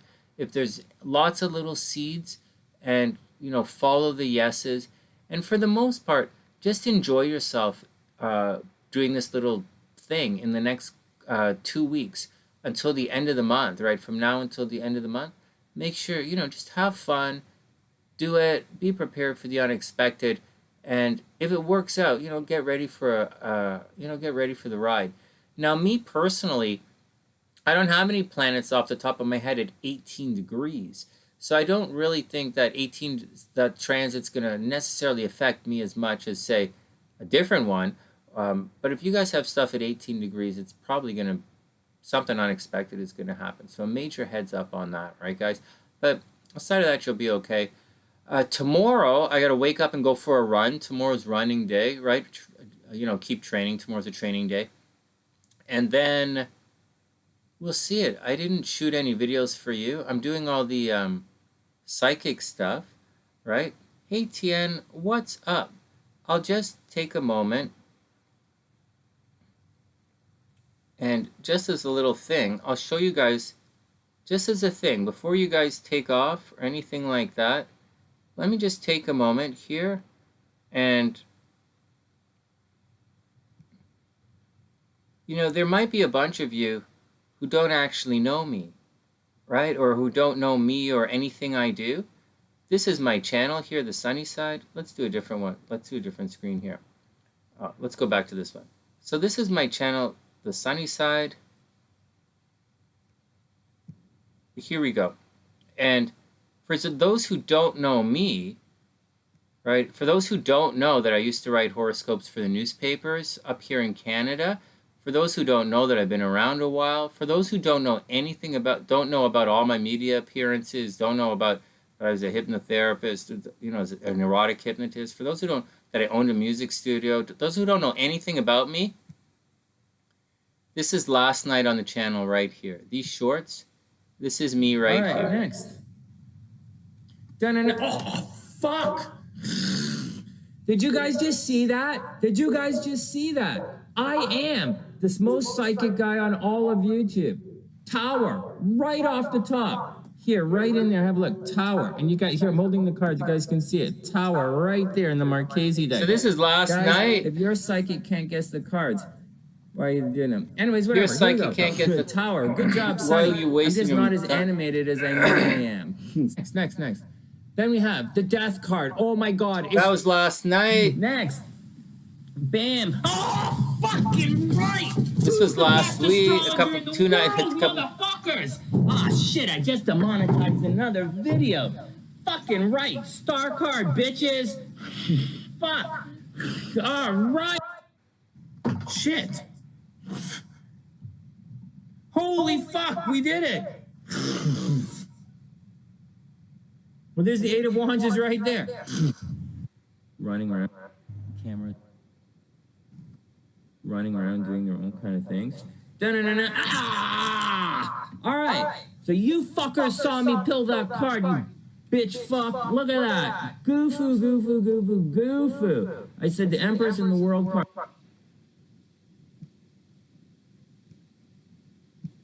So I sincerely don't know who the fuck any of you are, but that's me. And I do it live here on YouTube.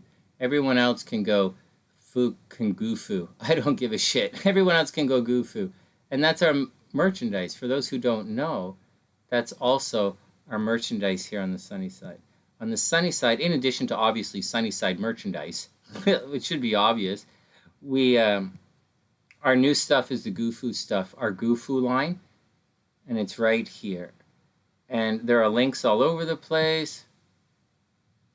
Goofoo obviously means go fuck yourself, because I truly don't give a shit.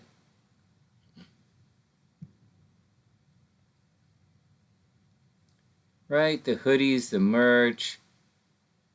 I like this one. I really like this. I don't really see SLC wearing this, because she's like, you know, but like I really like these. And so I'm waiting for some of my stuff. And I like the women's hoodies as well. Right, the women's hoodies are in softer colors.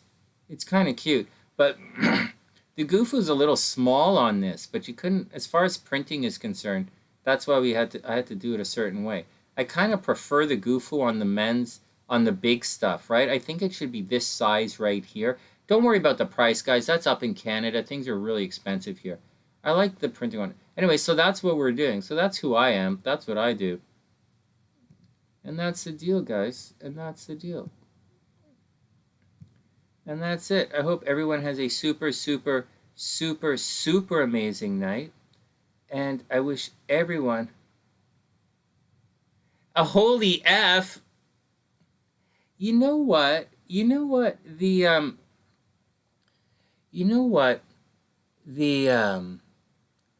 Hey, Cher. You know Leora works in the fashion industry. I didn't know, you know, but like I don't think Leora is gonna like make me rich. I don't know that Leora's not Nadine, right? Like Nadine was like, you know, Nadine is like when she was alive, she was super successful, but like, and Nadine's super educated, right? But like Leora's super educated. She has her master's, but I don't think, but I don't know that Leora is gonna like. I don't know where she works, but she's in Montreal in merchandising for some fashion company.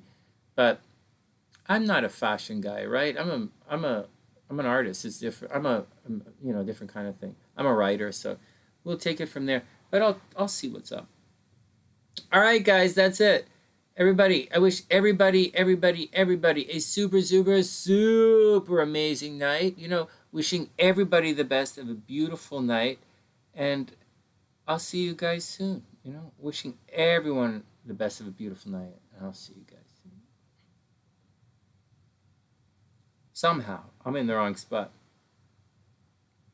No, Cher, I didn't know. Why would I give a shit on what Leora does, right? But Milena keeps tabs on everyone, right? Milena's the one who does Facebook. Milena does this. Milena does that. Actually, Cher, I talk to you more than I've talked to Leora in the lot. I've talked to you right here more than I've talked to like Aiden, more than I've talked to AJ, more than I've talked to like anyone else, like anyone.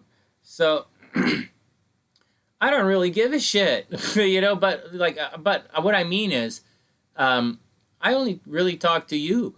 That's it. I talk to you, and every once in a while when she's upset or complain, I'll talk to Milena, but that's about all I ever see. Really, that's it. But it's all cool. All right, Gabrielle's right. Let's get out of here. All right, guys, have a wonderful night, and I'll see you guys later. Or else you can see me sit and gossip with my cousin all night. Okay, sweet dreams.